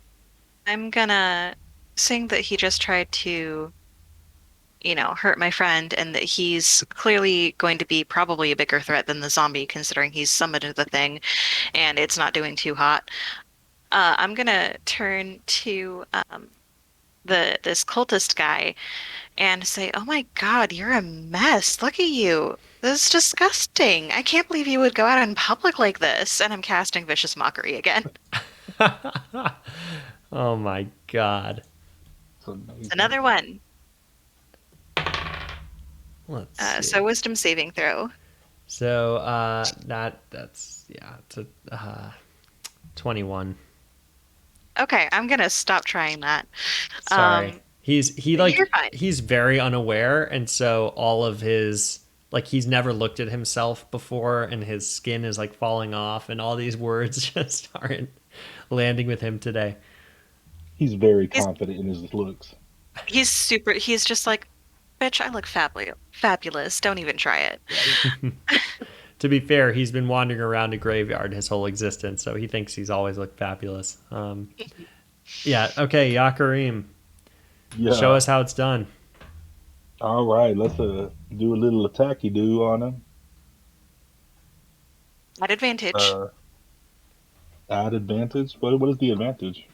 Oh, because we flanked him. Yeah, yeah, man. I mean, like, how much is that? Is that Oh, plus so what? advantage means you roll your attack twice and take the higher value. Oh, that's what that meant. Okay, gotcha. First one's a 9. Second one is a 6. So the 9, and That then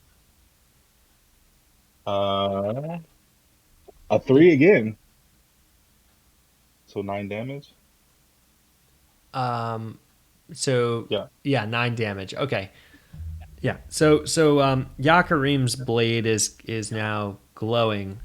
It is slicing into this zombie, and the green and pink and red remnants of an arm fly off from it, and the arm is now fallen onto the ground, and the zombie is continuing to pursue his original target, of course, but leaving pieces behind. The necromancer is frustrated. He's not been able to make the change in the world that he wishes to see, and you know, bundles up his energy again and fires out at Yakaryn, who he has focused all of his attention on. Okay, that is a 22 to hit. So let's see. Um, Need a 1d8. So an icy beam emerges from the necromancer, and his tombstone starts, icicles form on it, and this beam fires out from it and hits Yakaryn for 2 points of damage. He also feels a chill, and he moves only 10 feet his next turn if he's going to move. Oh, hmm shit. The zombie, or what's left of it. Ooh, that was a good roll. Okay, the zombie is still slinking towards Yakaryn, and takes a chomp into his ankle, a big old bite, and 6 hit points of damage in bludgeoning damage come out of Yakarym's calf muscle. Ooh, that's 7 in total, correct? Yes. Thank you. And now it is Caedil's turn. All right. I'm getting sick of this. I'm gonna try and put this zombie down. Oh, yeah, that'll do it. That's a total of 22 to hit. Oh, yeah, definitely. All right, so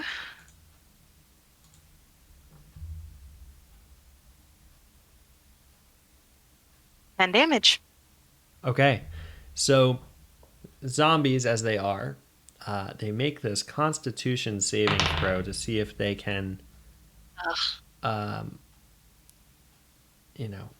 emerge from their. How many was it? 10? Yeah. Okay, so. Okay, so the zombie initially collapses, and then like a little finger starts twitching, and he just starts pulling himself. The zombie is about as close to a pancake as you can imagine, um, and just keeps inching now towards Caedil. Yakaryn, is your turn. Well, I'm Okay. not done yet. Oh, I'm so sorry. Um, I'm going to use my bonus action to turn towards my pal and say, "Look at you. You're doing so good. You've got this, okay? This is totally in the bag." And he is going to recover 6 HP. Wow. Thanks. I like Okay, the so I like oh, the go ahead. Sorry. verbal. No, I like the verbal casting of that. That's classy. So why don't we just try to take this guy out then again? Do I still have advantage or no? Yeah. Thank you. First one was three. Whoops. That fell off. A 20. Ooh. Is that a Uh, natural 20 or a dirty yes. 20? No, that's a natural. Okay. Ooh, Yeah, Okay. kind of work. critical And hit. that's 4 plus 6, 10 damage. Can you detail for me how you want to slice and dice this zombie uh, and send it back to his eternal resting place? So I still see some of the abyssal that's like it was on his face. I just want to get rid of it completely. So I take the short sword and just start dicing up his head completely, like a meat slicer, if you will, and send him on his way like that. And so the small sashimi zombie is now splayed out And that in a kind of beautiful fashion on a platter of tombstone and gravel. And the necromancer is getting visibly angry. He's shaking, and he looks to you both and says, "No, no!" And he again. Oh, my cat's trying to open a door back there. It's not. It's not going to work. It's already open, but you can keep trying to open the open door. This has been the most distracted episode of Distracted Disorderly. I have never. There is something wrong today.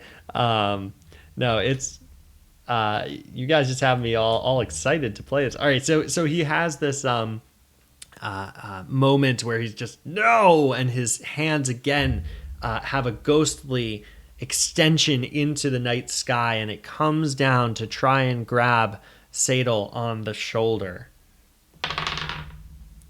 And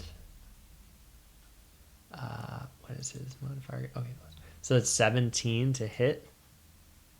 oh yeah, that'll hit. Okay. Um, okay. And so this hand grips her on the shoulder, and you hear this, and it she takes 5 points of necrotic damage. So the hit points cannot be regained until the next turn, and this hand is still clinging to her shoulder.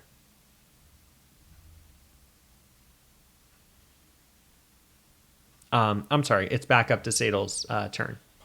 All right. I'm going to start with just a quick little, and then I take aim with my crossbow. There you go. Yep. Not like that. Okay. Oh, natural 20. Oh my God, you two are laying down the law. Do it. Do it. Okay, that's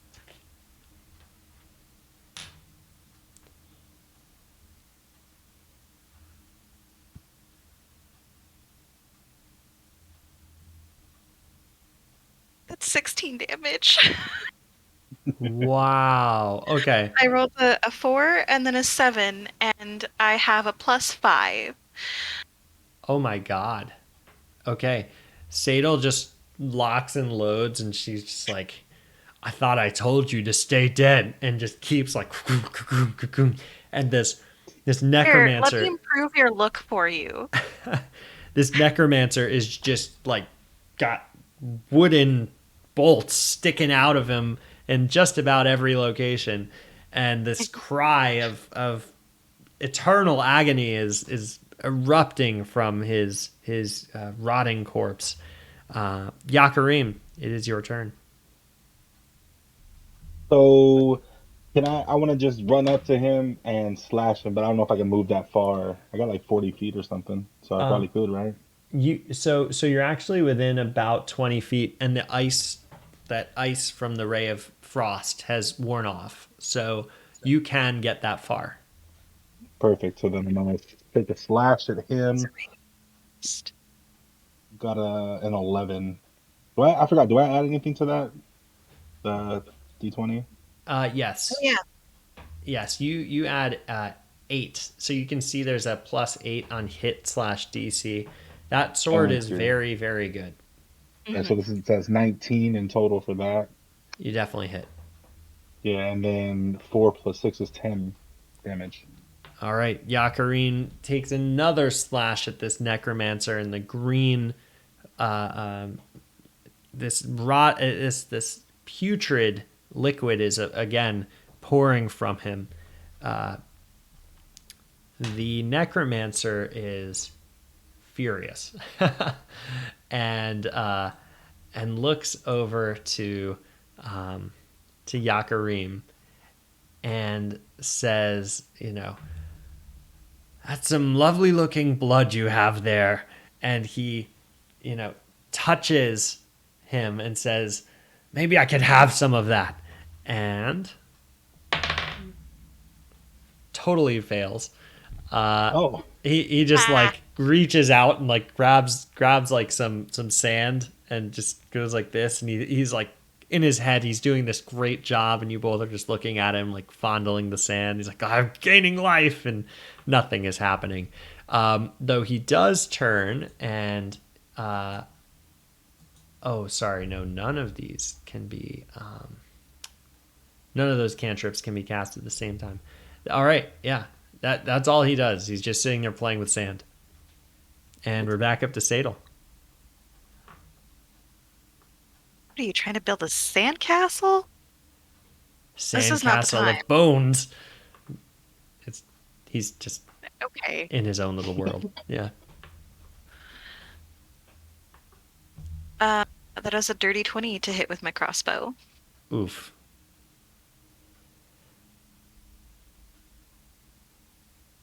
10 damage.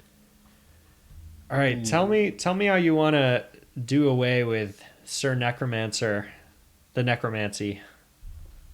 Um, as he's like cackling evilly to himself about his great plan, I just want to shoot him right in through the in his mouth, through the throat, like Okay. through the back of his head, in the mouth. Yeah.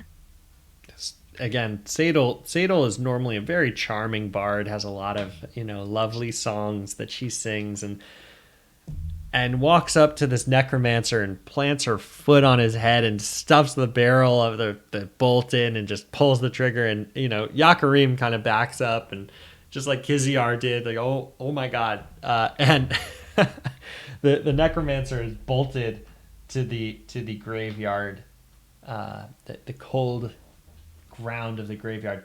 This doorway that was previously open with a figure behind it is now kind of knocking and shaking, and the door opens,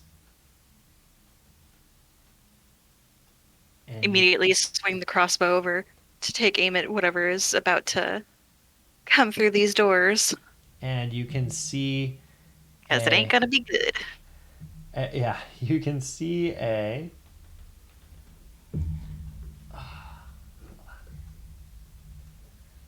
move some of this out of the way. Too many dead zombies. You can see a red cloaked figure with a skull lit with flame behind the eye sockets. He holds a large tome, and the tome, while it is full, thousands of pages, seems to almost float in front of him. His staff is made of an entire spinal cord, or row of spines with a cord intact, and a skull hanging out the top.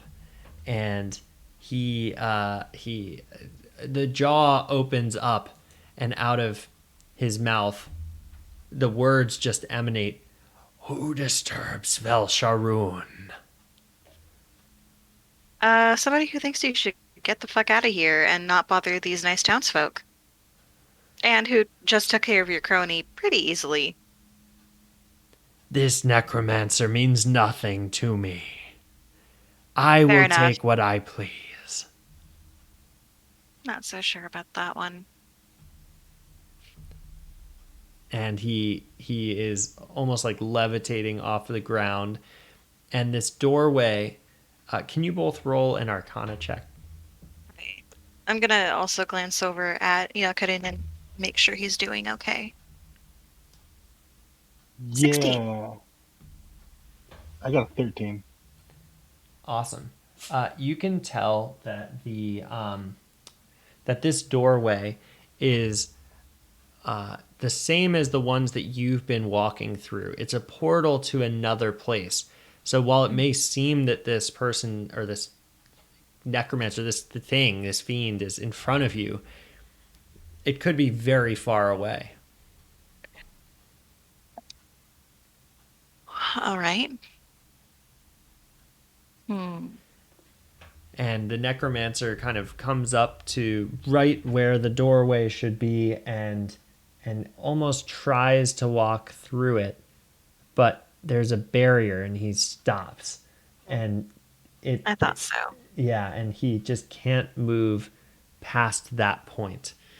And says, says, Valsharoon will cross over into your realm. Maybe someday, but not today. Go fuck yourself. I'm just gonna see if I can slam the doors shut on him. I love it. Go ahead and roll. And both of you roll a strength check. Oh no. So Uh-oh. it's not a natural one, but it is a one. How's that? Oh, you have a minus? You have you take, oh, God. Okay. I think I rolled a 9, and under strength it says +1, so 10. Okay. So Caedil is like, see you later, fucker. And cannot move the door. And Yakaryn says, I got this. And he's like, and the door just goes, and and the two of you are pushing on the doors and can't close, and the necromancer is hitting a wall and can't go through. And Belcheroon says something in Abyssal, and you hear Gonna what? Oh, sorry. And you hear some like crackling behind you, and he just goes, and the door closes. Well, that's taken care of for now, but we should probably let somebody know that it's might be a problem later. Let's get out of here. This place is creepy. I don't like it. And while you are saying that, you start to hear shuffling, and the words that Velsharoon was uttering, you heard like a thump and a crackle, and you start to see graves are turning over. Hmm. Not this again. You want to try to run for it, or do we have to take these on? I don't think we should risk them getting out and hurting anybody. Um, and just as you're looking around, you start to see the whole graveyard seems to be springing up into action. So it seems there are more and more coming as we speak. What if we blocked the doorway leading out into the town? If it's a portal, then couldn't we just prevent them from coming through? Well, we just walked right into this place, and it was through the front doors of the church. So I, I don't know. It's hard to say. There are a lot of them, though. They didn't hit all that hard, but it is only two of us. Maybe we should run for now and send out the warning and see if we can get some more help with this. Agreed. Let's Okay. bounce. Okay, Okay. so the two of you begin running. Are You're running at full speed, I presume. Oh, yeah. Okay. Hope so. Roll. Actually, we Yeah. can use our actions to dash and move double our movement speed. Okay. Can you both roll acrobatics checks, please? 16. Oh, I got a natural 20. Ooh, Very Ooh. nice. So, plus um, 4, 24. Caedil like jumps over a a um, a tombstone with a jagged edge, while Yakaryn does a double backflip over it, just to show, just because he can. Uh, it's not because he like necessarily wants to or needs to. He just wants to. He's like still got it and like lands and keeps running. These zombies are actually getting closer. They're not all near you. There are two that are close. The others are hundreds of feet away. Um, and you're coming up to the hill that you entered from. Do you continue running? Oh, yeah. Just charge right on up there. Okay, excellent. So Caedil and Yakaryn run through the graveyard. They arrive at the hill and the doorway, and it looks almost like a cliff that's dropping off. They can't see the doorway, but they know that it was here. And as soon as they step close enough, they see the edges of the black stone that they entered from, and they leap over the cliff and in. Leap of faith, baby. And can you both roll dexterity checks? Just dex.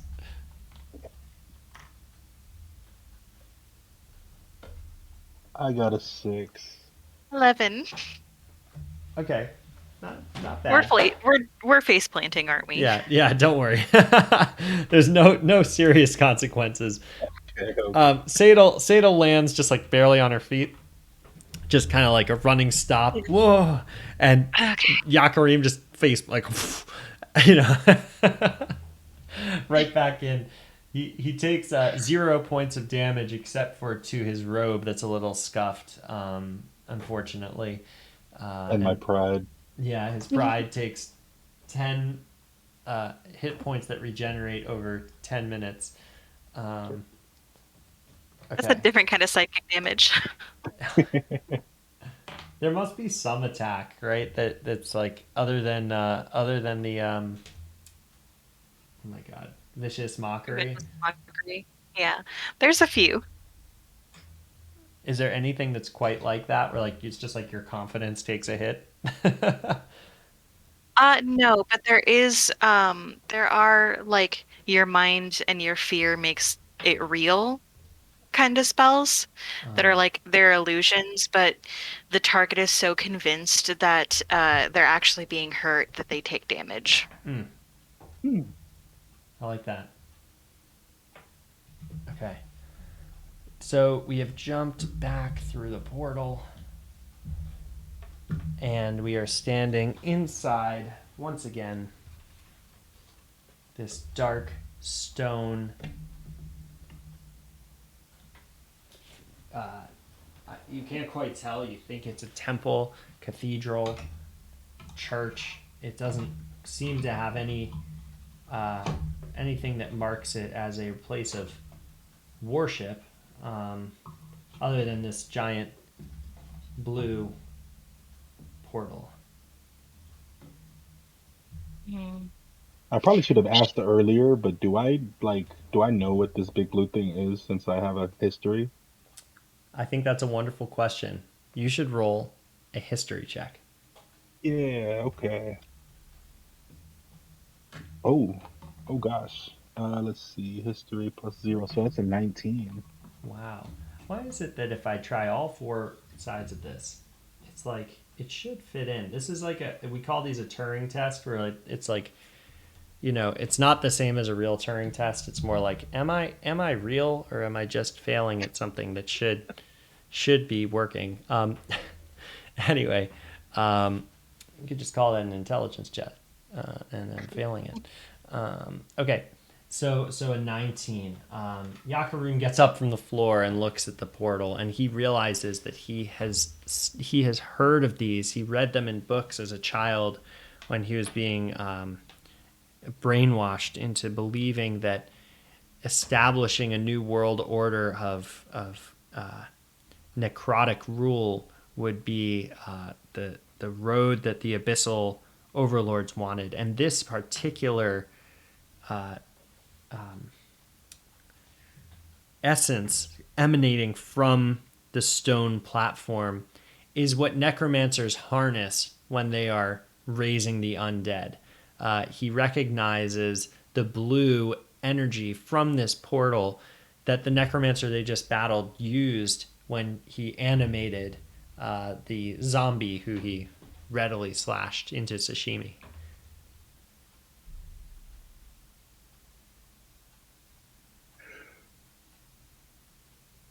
So with that said, is there an identifiable way to stop it from working?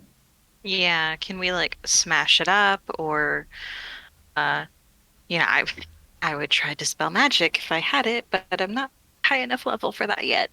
Great question. I think you should roll.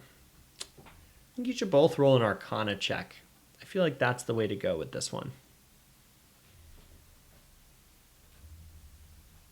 21. I have an 18. Okay. Nice. You both know that the way to destroy this is to drop in something to it. And the something needs to be a holy item. It needs to be something that can counteract the negative necrotic energy, something that is so full of life and positive holy energy that it will essentially dissolve the portal. Well, gosh, I wonder if we might find such a thing in a church.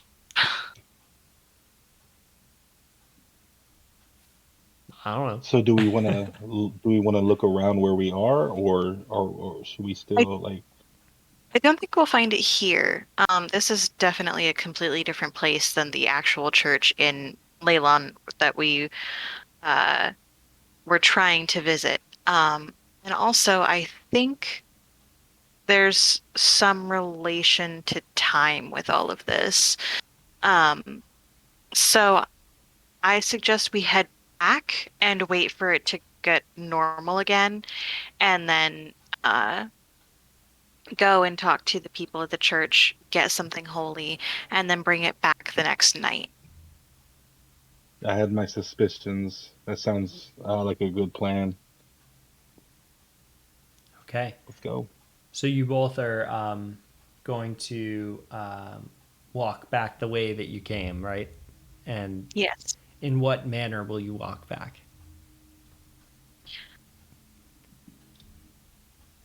Kind of fast, I slow, just stealthy, I'd loud. assume we still be trying to just book it out of there. I don't Yeah, know I if feel the fairly confident that anything that might be an enemy to us will probably already be aware that we're here. So let's just go for it. All right. So you start booking it, and you hear your footsteps echoing through the through the edges of the doorways. You see, as you get closer, the reality of the world in front of you, and behind you, you can hear echoing almost into infinity those footsteps. And as you're walking through that portal door back into your reality, you start to hear something very different outside than what you left behind. Mhm. Hold on 1 second. We're going to do a little scene change here. Let's try it like what was this. that big bad guy? What was his name? It was Vel Sharoon. El Sharoon. Thank you. Yeah, of course. I try to like loosely base it on D&D lore. To be honest, Mhm. I can't keep it all straight. It's just there's so much.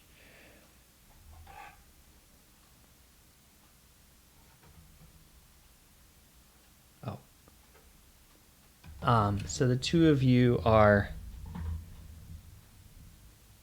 feeling very proud of destroying the necromancer Mm-hmm. who is trying to bring Velsharoon into the world. And as you emerge back into that world,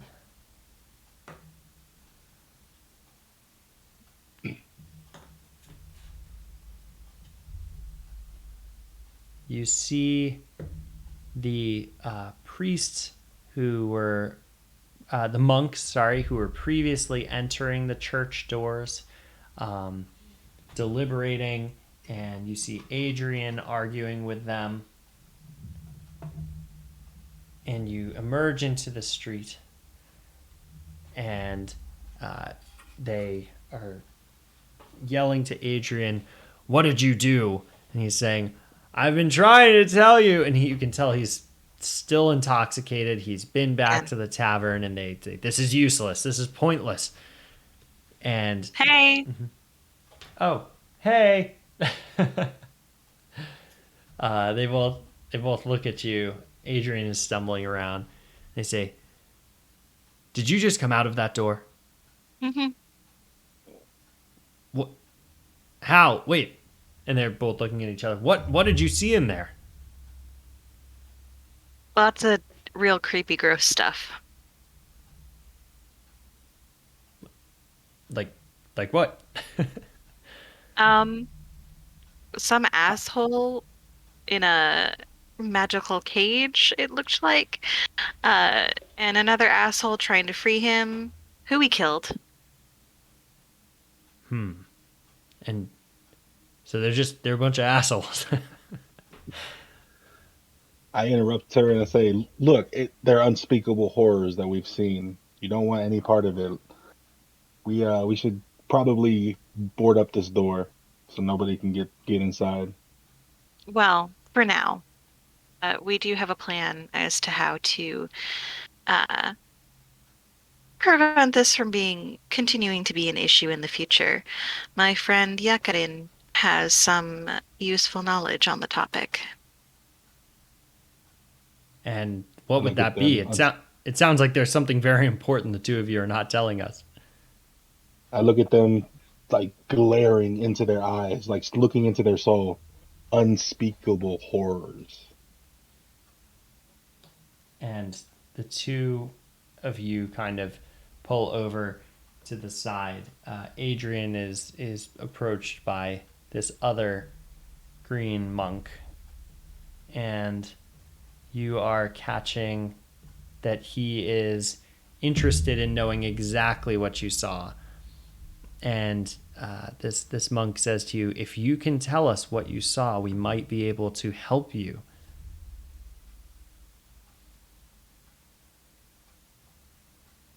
All I'm All hearing right. is you saw. All I'm hearing is you saw assholes, and stop the assholes, and then unspeakable horror. But that doesn't help us very much. The church led to a another realm, something, a dark room. Maybe it was in a castle. We're not sure. There was an abyssal cult, and they were trying to, from what we gathered, bring back their, whether it be their ruler, their priest, we don't know, named Velsharoon. And he And shudders. we, Did you've heard this name before? and the two green hooded men stop, and they say, "Did you say Velsharoon?" And they look at you very closely. What do you know of Velsharoon? What we know is we have to deal with this now. Where's the portal? Just inside. Inside those doors. The portal is just inside those doors. Yes. And they look at each other, and the one that you were following says, "I didn't see that when I walked in through the doors." The other one says, "How did you not see it?" And they look at you two and say, "What do you two know about Velsharoon?" What do I know about Velsharoon? I have read a lot of books, so it's possible I've stumbled across the name before. Yeah. Roll a history check for me, please. Both of us or just her? Both of you, please. Yeah. Okay. Oh, Ranger Mom, you can be so kind and so cruel. I rolled a nat one. No, both of you. Oh, this is going to be a highlight. This is going to be a highlight clip. So, Caedil and Yakaryn, who have both not only killed a necromancer and a zombie, actually met Velsharoon and And spent a when little. asked what we know about him, we're just like, And they oh, some guy. and they look at you and they say they don't know anything about this, and they take brother Adrian by the arms and they walk through the doors that you came through, and they say, "You can follow us or you can stay behind. Obviously you don't know what you're dealing with." And Adrian says, "What? I can't go in there." They say, "Oh yes you can." "No, no, no, no." Pretty sure it's not his fault. I'm gonna follow. And they're like, "Of course it's his fault." Oops.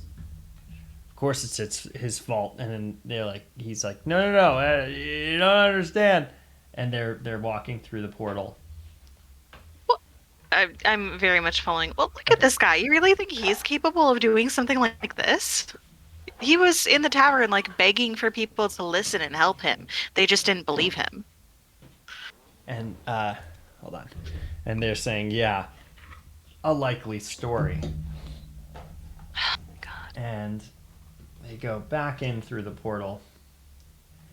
And you hear that, and you're back in, and you see them walking with him, you're pulling him by the arms. Let me put you both here. And they're walking in. The blue light is glowing on the ground.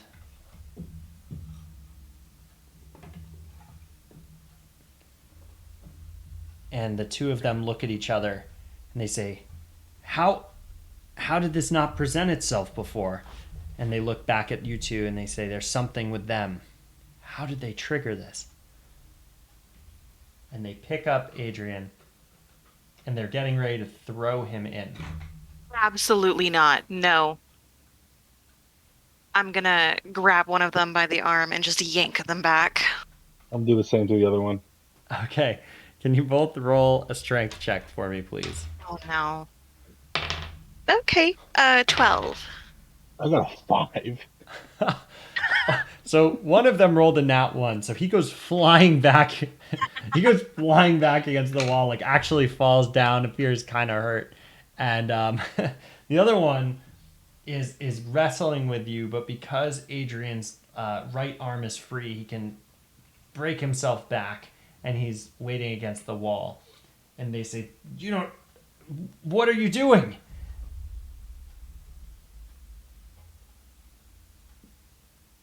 The monks are furious with you.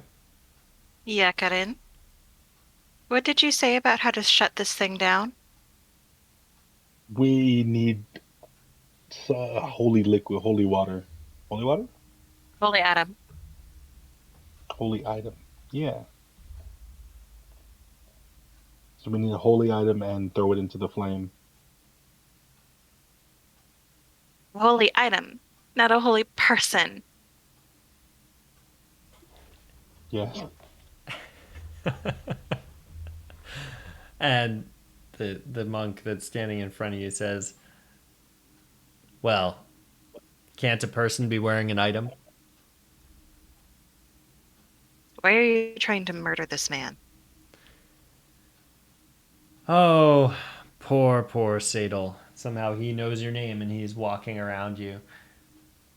You just couldn't let it go, could you? And by let it go, I mean let Adrian go. Literally, let him go. He's an innocent man. Is I'm he? not one to stand by. and let innocent people be killed on my watch. How well do you know this Adrian fellow? I know he's not responsible for this, and I'm not letting him take the fall for it. And you would stake your life on that. I would. It Okay. doesn't make sense. Well, clearly you are going to get in the way of us purifying this town of all of this I'm not. evil. No, I'm not getting in the way of anything. I am saying shut it down, but use something that's not a living goddamn person who it makes absolutely no sense that he would behave the way that he has been if he were responsible for this. He is the only thing that can stop this. And the monk stops and says, "This man is cursed. Don't you understand? The only thing that keeps him bound to this world is that gold chain around his waist." And Adrian says, "What are you? You people are crazy!" And he's trying to get through the portal door, and this other monk kind of gets up and blocks him from getting out. Okay. Do I feel like this guy is bullshitting me? I have met my fair share of bullshitters. I'm a bullshitter myself. Mm-hmm. Do I get that vibe from him? Um, can you roll an insight check? I most certainly can. I am here for Uh, it. that's a dirty 20. Ooh, very nice. Okay, so you look into this monk's eyes, and you can see that he is very serious. He is fanatical about this. He's like, "We have to throw him in now. It's almost midnight." And you remember that Explain it to me. Make it make sense. he is bound to this world only by the holy item that he carries in this world. He's not he's exhibiting all the behaviors of someone who doesn't know anything about religion, and yet he is passing as a monk who runs the church for Leilon. Does that not strike you as odd? I mean, he wouldn't be the first preacher to uh, end up drinking his woes away. It's not a good look, but people are flawed. The point of religion is to give them some peace from those flaws, and sometimes that takes time, help. Adrian, And he is like, he's still like super intoxicated. He's now terrified, and he's, "Huh?" hey, I'm going to use a healing word to try and sober him up like I did before. Good. Nope. Come back. Oh, I have others. I'll dig around for it later.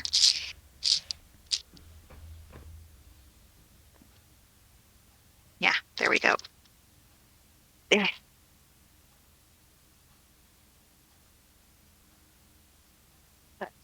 Uh, total of 5, but It's 5 points. Okay. mhm. So he, it's similar to the wave from last time that kind of washes over his face. He goes from this bumbling, "Oh, I don't know," and then he's like sort of crosses over and says, "How did we end up here? This is too dangerous. We shouldn't be in here." And the monks, Adrian, Mhm. look at me. What's that gold chain on your belt?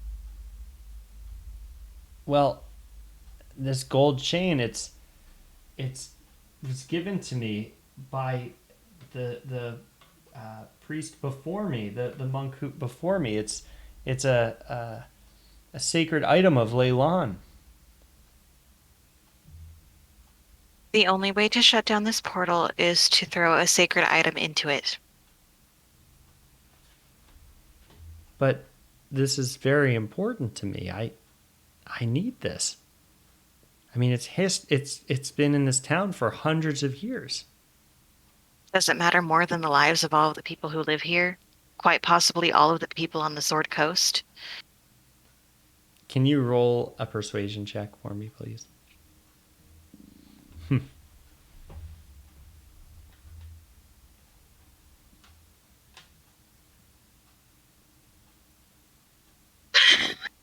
What was that? 12. So he hears all the lives on the Sword Coast, and he goes, "Yeah, yeah, I think so. I mean, I guess, Adrian, lives for a gold chain. but our lives are just a vehicle before the afterlife when My we can God. join Torm. Don't you think?" And I interrupt him. I go up to him and I say, "Look, I don't know you, but you saw what we saw. You don't want that for the whole town, do you? All we need is the sacred item. That's it, and we can save everybody." the two green monks behind you are say like his resistance should be giving you exactly what you need to know. And one of them steps in between Adrian and the portal. And Adrian looks at him and says, "These two are going to kill me. I can't allow that." And he goes Hold to. on. Mhm. They're only going to hurt you if you don't shut down the portal. And he says, he looks at them. He says, "No, that's not what's happening here." And he goes to shove the green monk into the portal. Nope. While he Um, does that, can I kind of grab the chain? I'm gonna try and pull the guy in the green cloak like around away from the portal.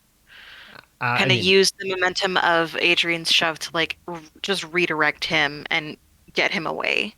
absolutely. So, Caedil, you can roll an athletics check, and Yakaryn, you can roll a sleight of hand check.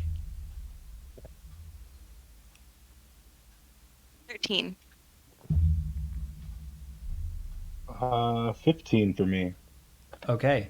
So, Caedil just narrowly manages to push the monk out of the way, and uh, Yakaryn grabs the gold chain from around Adrian's waist. And Adrian, from the force of pushing this monk, teeters on the edge of the portal, and he's about to fall in. Can I Grab him. try to grab him and pull him back out? Multi roll athletics checks, please, with disadvantage. Oh no. What is the disadvantage? What's that? You roll I twice. know what it is. Oh, you roll twice and Oh, take the lower. that makes sense. Yeah, advantage is you roll twice and take the higher. I got to. Three. You said athletics, is that correct? Oh, yes, yeah. Okay, I got a total of 6. I rolled a 3 and I have +3 on it. Okay, That's the excellent. lower. So, Caedil has just managed to push away this one green monk, and Yakaryn has grabbed the gold chain, but they're both mid action as Adrian goes flinging himself into the portal,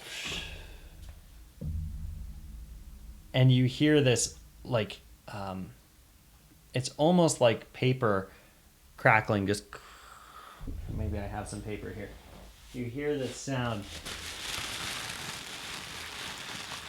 and Adrian just disappears. And the monks stand up, and you're holding the gold chain, and the portal is still swirling. And they say, "Notice how he wasn't a holy figure." And you're just holding the gold chain up there. And they say, "Well, I guess you both know what to do." And they start walking towards the door, and they block the door. To die here tonight to make this happen. Let it be on your heads.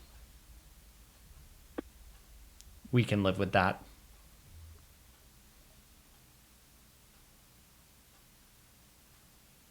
Any objection to me just throwing it in right now, then, since we lost him? Go for it. So I throw it in.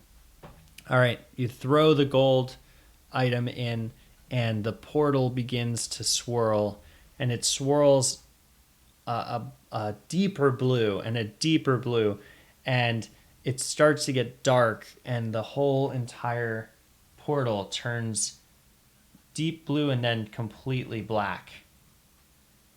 I guess I can't really make that happen on camera here, but the portal has just turned now to a stone slab. And the two monks turn and walk out the door. Bastards. I don't say anything and I just go and follow him out. All Yeah. right. So you both are now outside in the town, and the clock strikes midnight, and as you walk out the door of the church, do, do, do, do.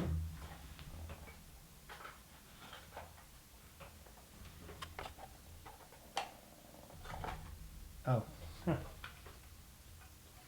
got the wrong doors. You gotta make sure you have your double doors. You know, it's real important. For the drama. Exactly. As you walk out the doors of the church, they shut behind you. And you notice behind the church there's a glowing gold light.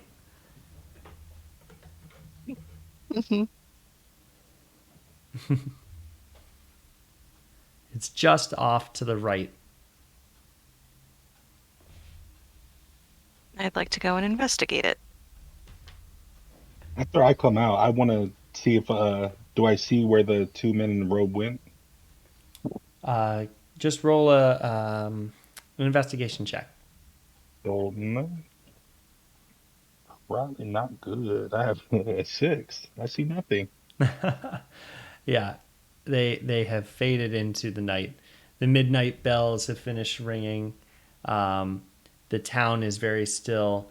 You proceed to check the back of the church, and you remember that the bandits had left a red X behind the back of the church on their map, and you see a gold light emanating from a building just behind the church.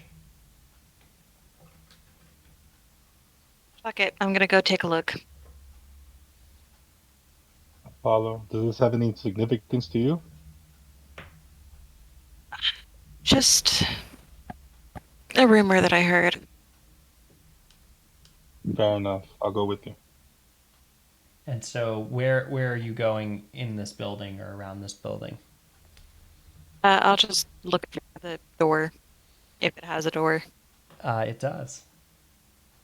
The door is open, just slightly ajar, and you can see inside the door what looks like a pile of shining objects.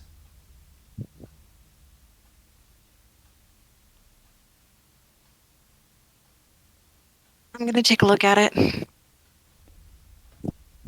All right. Yakaryn, what's your plan?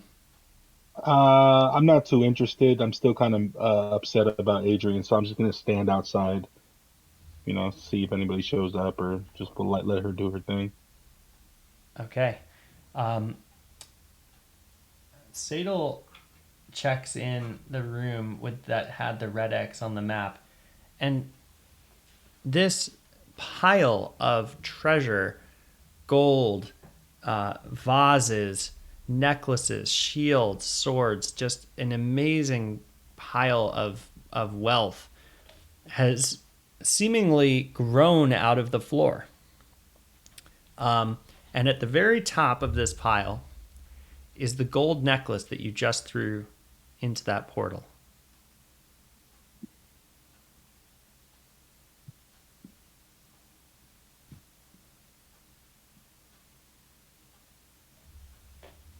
What? Can I try and make sense of this magically? Like, connect the dots in my head of like how something like this would happen? Sure. Um, Boy, how are we gonna do that with a dice roll? Let's start. I'm gonna have you do a couple rolls, Okay. and you both can do them. Uh, Mm. Arcana, history, and religion. Okay. For Arcana, that's a 17. Okay, I'm gonna write them each down for both of you. Hold on a second. Okay, 17. History is a 13. Okay, Oh gosh. Religion is a 7. okay, I have 11 for Arcana. okay. You said history next, right? Oh yes, yes. 19. Hmm. Whoops. And then for religion, a 12. Okay. So the two of you are now standing in the room because you know um, Yakaryn has sort of heard Caedil say, "What the fuck?" and Hmm. they're standing there looking at a pile of treasure, trying to figure out what's going on. You both are very certain from your history check, first off, not the whole check, that this was not here before. That there was not a house with a bunch of gold sitting in it. So the first check you did was Arcana. So let's start there. What you realize is that the portals that you've been dealing with go to different places in time and space. You walked through a doorway that brought you back way into the past to a time when people in Leilon who had been dead for several hundred years, their graves have already, at the point in time where you're standing, had eroded. So you've now fast forwarded from that zombie and necromancer encounter several hundred years. When you saw the portal in the middle of the darkened chapel, I'm just throwing different words in there for what that building is. You, they're all the same, right? No. Temple, chapel, cathedral, church. Yeah. Um, Ziggurat. So inside of I think that one's That's a different, little but go ahead. different. yeah, inside of this structure, the portal was essentially providing the necrotic energy that these evil forces were using. But because of that temporal structure, you know that was several hundred years in the past. You were standing inside of a destroyed religious building that had been corrupted. Now, when you walked back in time with the monks and Adrian, you threw the monk fell in, and the necklace fell into this portal. But you also Hmm. defeated the necromancer. So, in the end, this treasure that has been sitting here, that you had heard that the church had been collecting money, right, and that it had gone somewhere. When you walked through the doors of that church, that portal was going back in time. So you've now ended that loop, right? So the money that had been accruing in the church has now actually accrued. You changed time several hundred years ago, right? Huh. And essentially, you had stepped back in time hundreds of years, and now you've come back and there's treasure. You rolled low enough on the religion check that I won't explain which religious forces were at play, but you know there's some funky time math happening here where your present has now changed. Okay. If that makes any sense. Okay. Yeah. I'm going to paw through here for anything. Okay, actually, what I'm going to do is I'm going to cast Detect Magic. Okay. Um, For the duration, you sense the presence of magic within 30 feet of you. If you sense magic in this way, you can use your action to see a faint aura around any visible creature or object in the area that bears magic, and you learn its school of magic, if any. The spell can penetrate most barriers, but it is blocked by 1 foot of stone, 1 inch of common metal, a thin sheet of lead, or 3 feet of wood or dirt. So I'm gonna um, detect magic, and I'm gonna paw through this pile for anything that could be useful in future adventures in of helping people. Um, and I have an idea of what to do with the rest of it. The stuff that's just monetary value. Okay. So you're waving your hand to detect magic and hold on one second. Okay. So you are waving your hand, and the gold and silver and copper and bronze are like deflecting it, but then the necklace that you see at the top glows. You sense you sense a really bright energy coming from it. Mhm. It has clearly been bestowed power by this god that you've learned about, Torm. Uh, Torm being a very good alignment, religious force. Were there any other Okay. effects of that I missed? Nope. If that's the only thing in the pile that is magical, then I will take that and I'll tuck it in a belt loop, not necessarily claiming it, but sort of setting it aside to examine further later. Mm-hmm. Um, and I'll turn to Yakaryn. So there's a woman associated with the church who um, cares for orphaned children.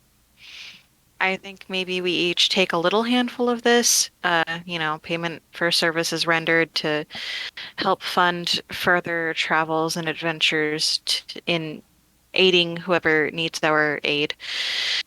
And I think we should give the rest to her.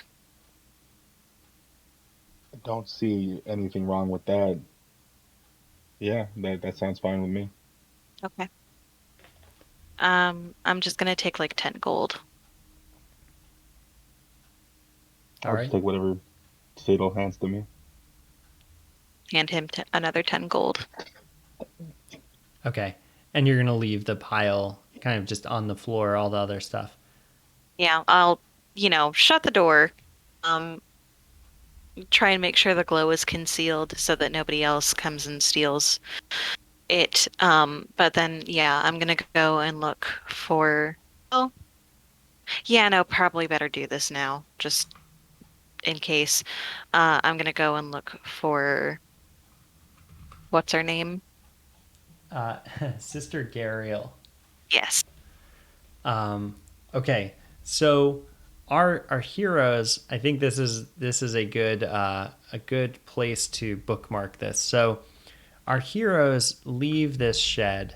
Uh, it is in the middle of the night with several gold pieces that they're looking to donate to the orphans, and a very magical item that they've carried with them, whose origins and powers are unknown. But they both feel a sense of, while it is very dark, they feel a sense of light emanating from it and from within them. And with that, we'll stop for this session. All right. Yeah, you both handled those situations quite well. That was a lot of fun. Had a great time. Thank you. Absolutely. So oh, let me end the stream. Yeah, thank you both for joining. I mean, this was just a boatload of fun. The Saturday thing is probably not going to be regular for me, but we will find a time to continue because I really want this plot line to keep going. Um, of course, the Mhm. primary thing to do here is encourage everybody out there to keep playing. It's a fun game. It's a great game to bring people together. I'm really glad that I've got the chance to meet the two of you. And Yeah. yeah, it's again like we have flipped through all these pictures. We've shown them every time, and we'll just keep showing them because all those beautiful visuals and scenic vistas, and we'll come up with other synonyms for really cool looking miniatures and graveyards and stuff, and orphans Super running dope. around. Yeah, so to all of you out there who make this show possible, thank you. Um, yeah, I don't know who Radis Magus is. Do you know who that is? I think I have an idea. It's probably one of our people. Yeah. All right, well, thanks for watching, and yeah, Thanks. all right, later.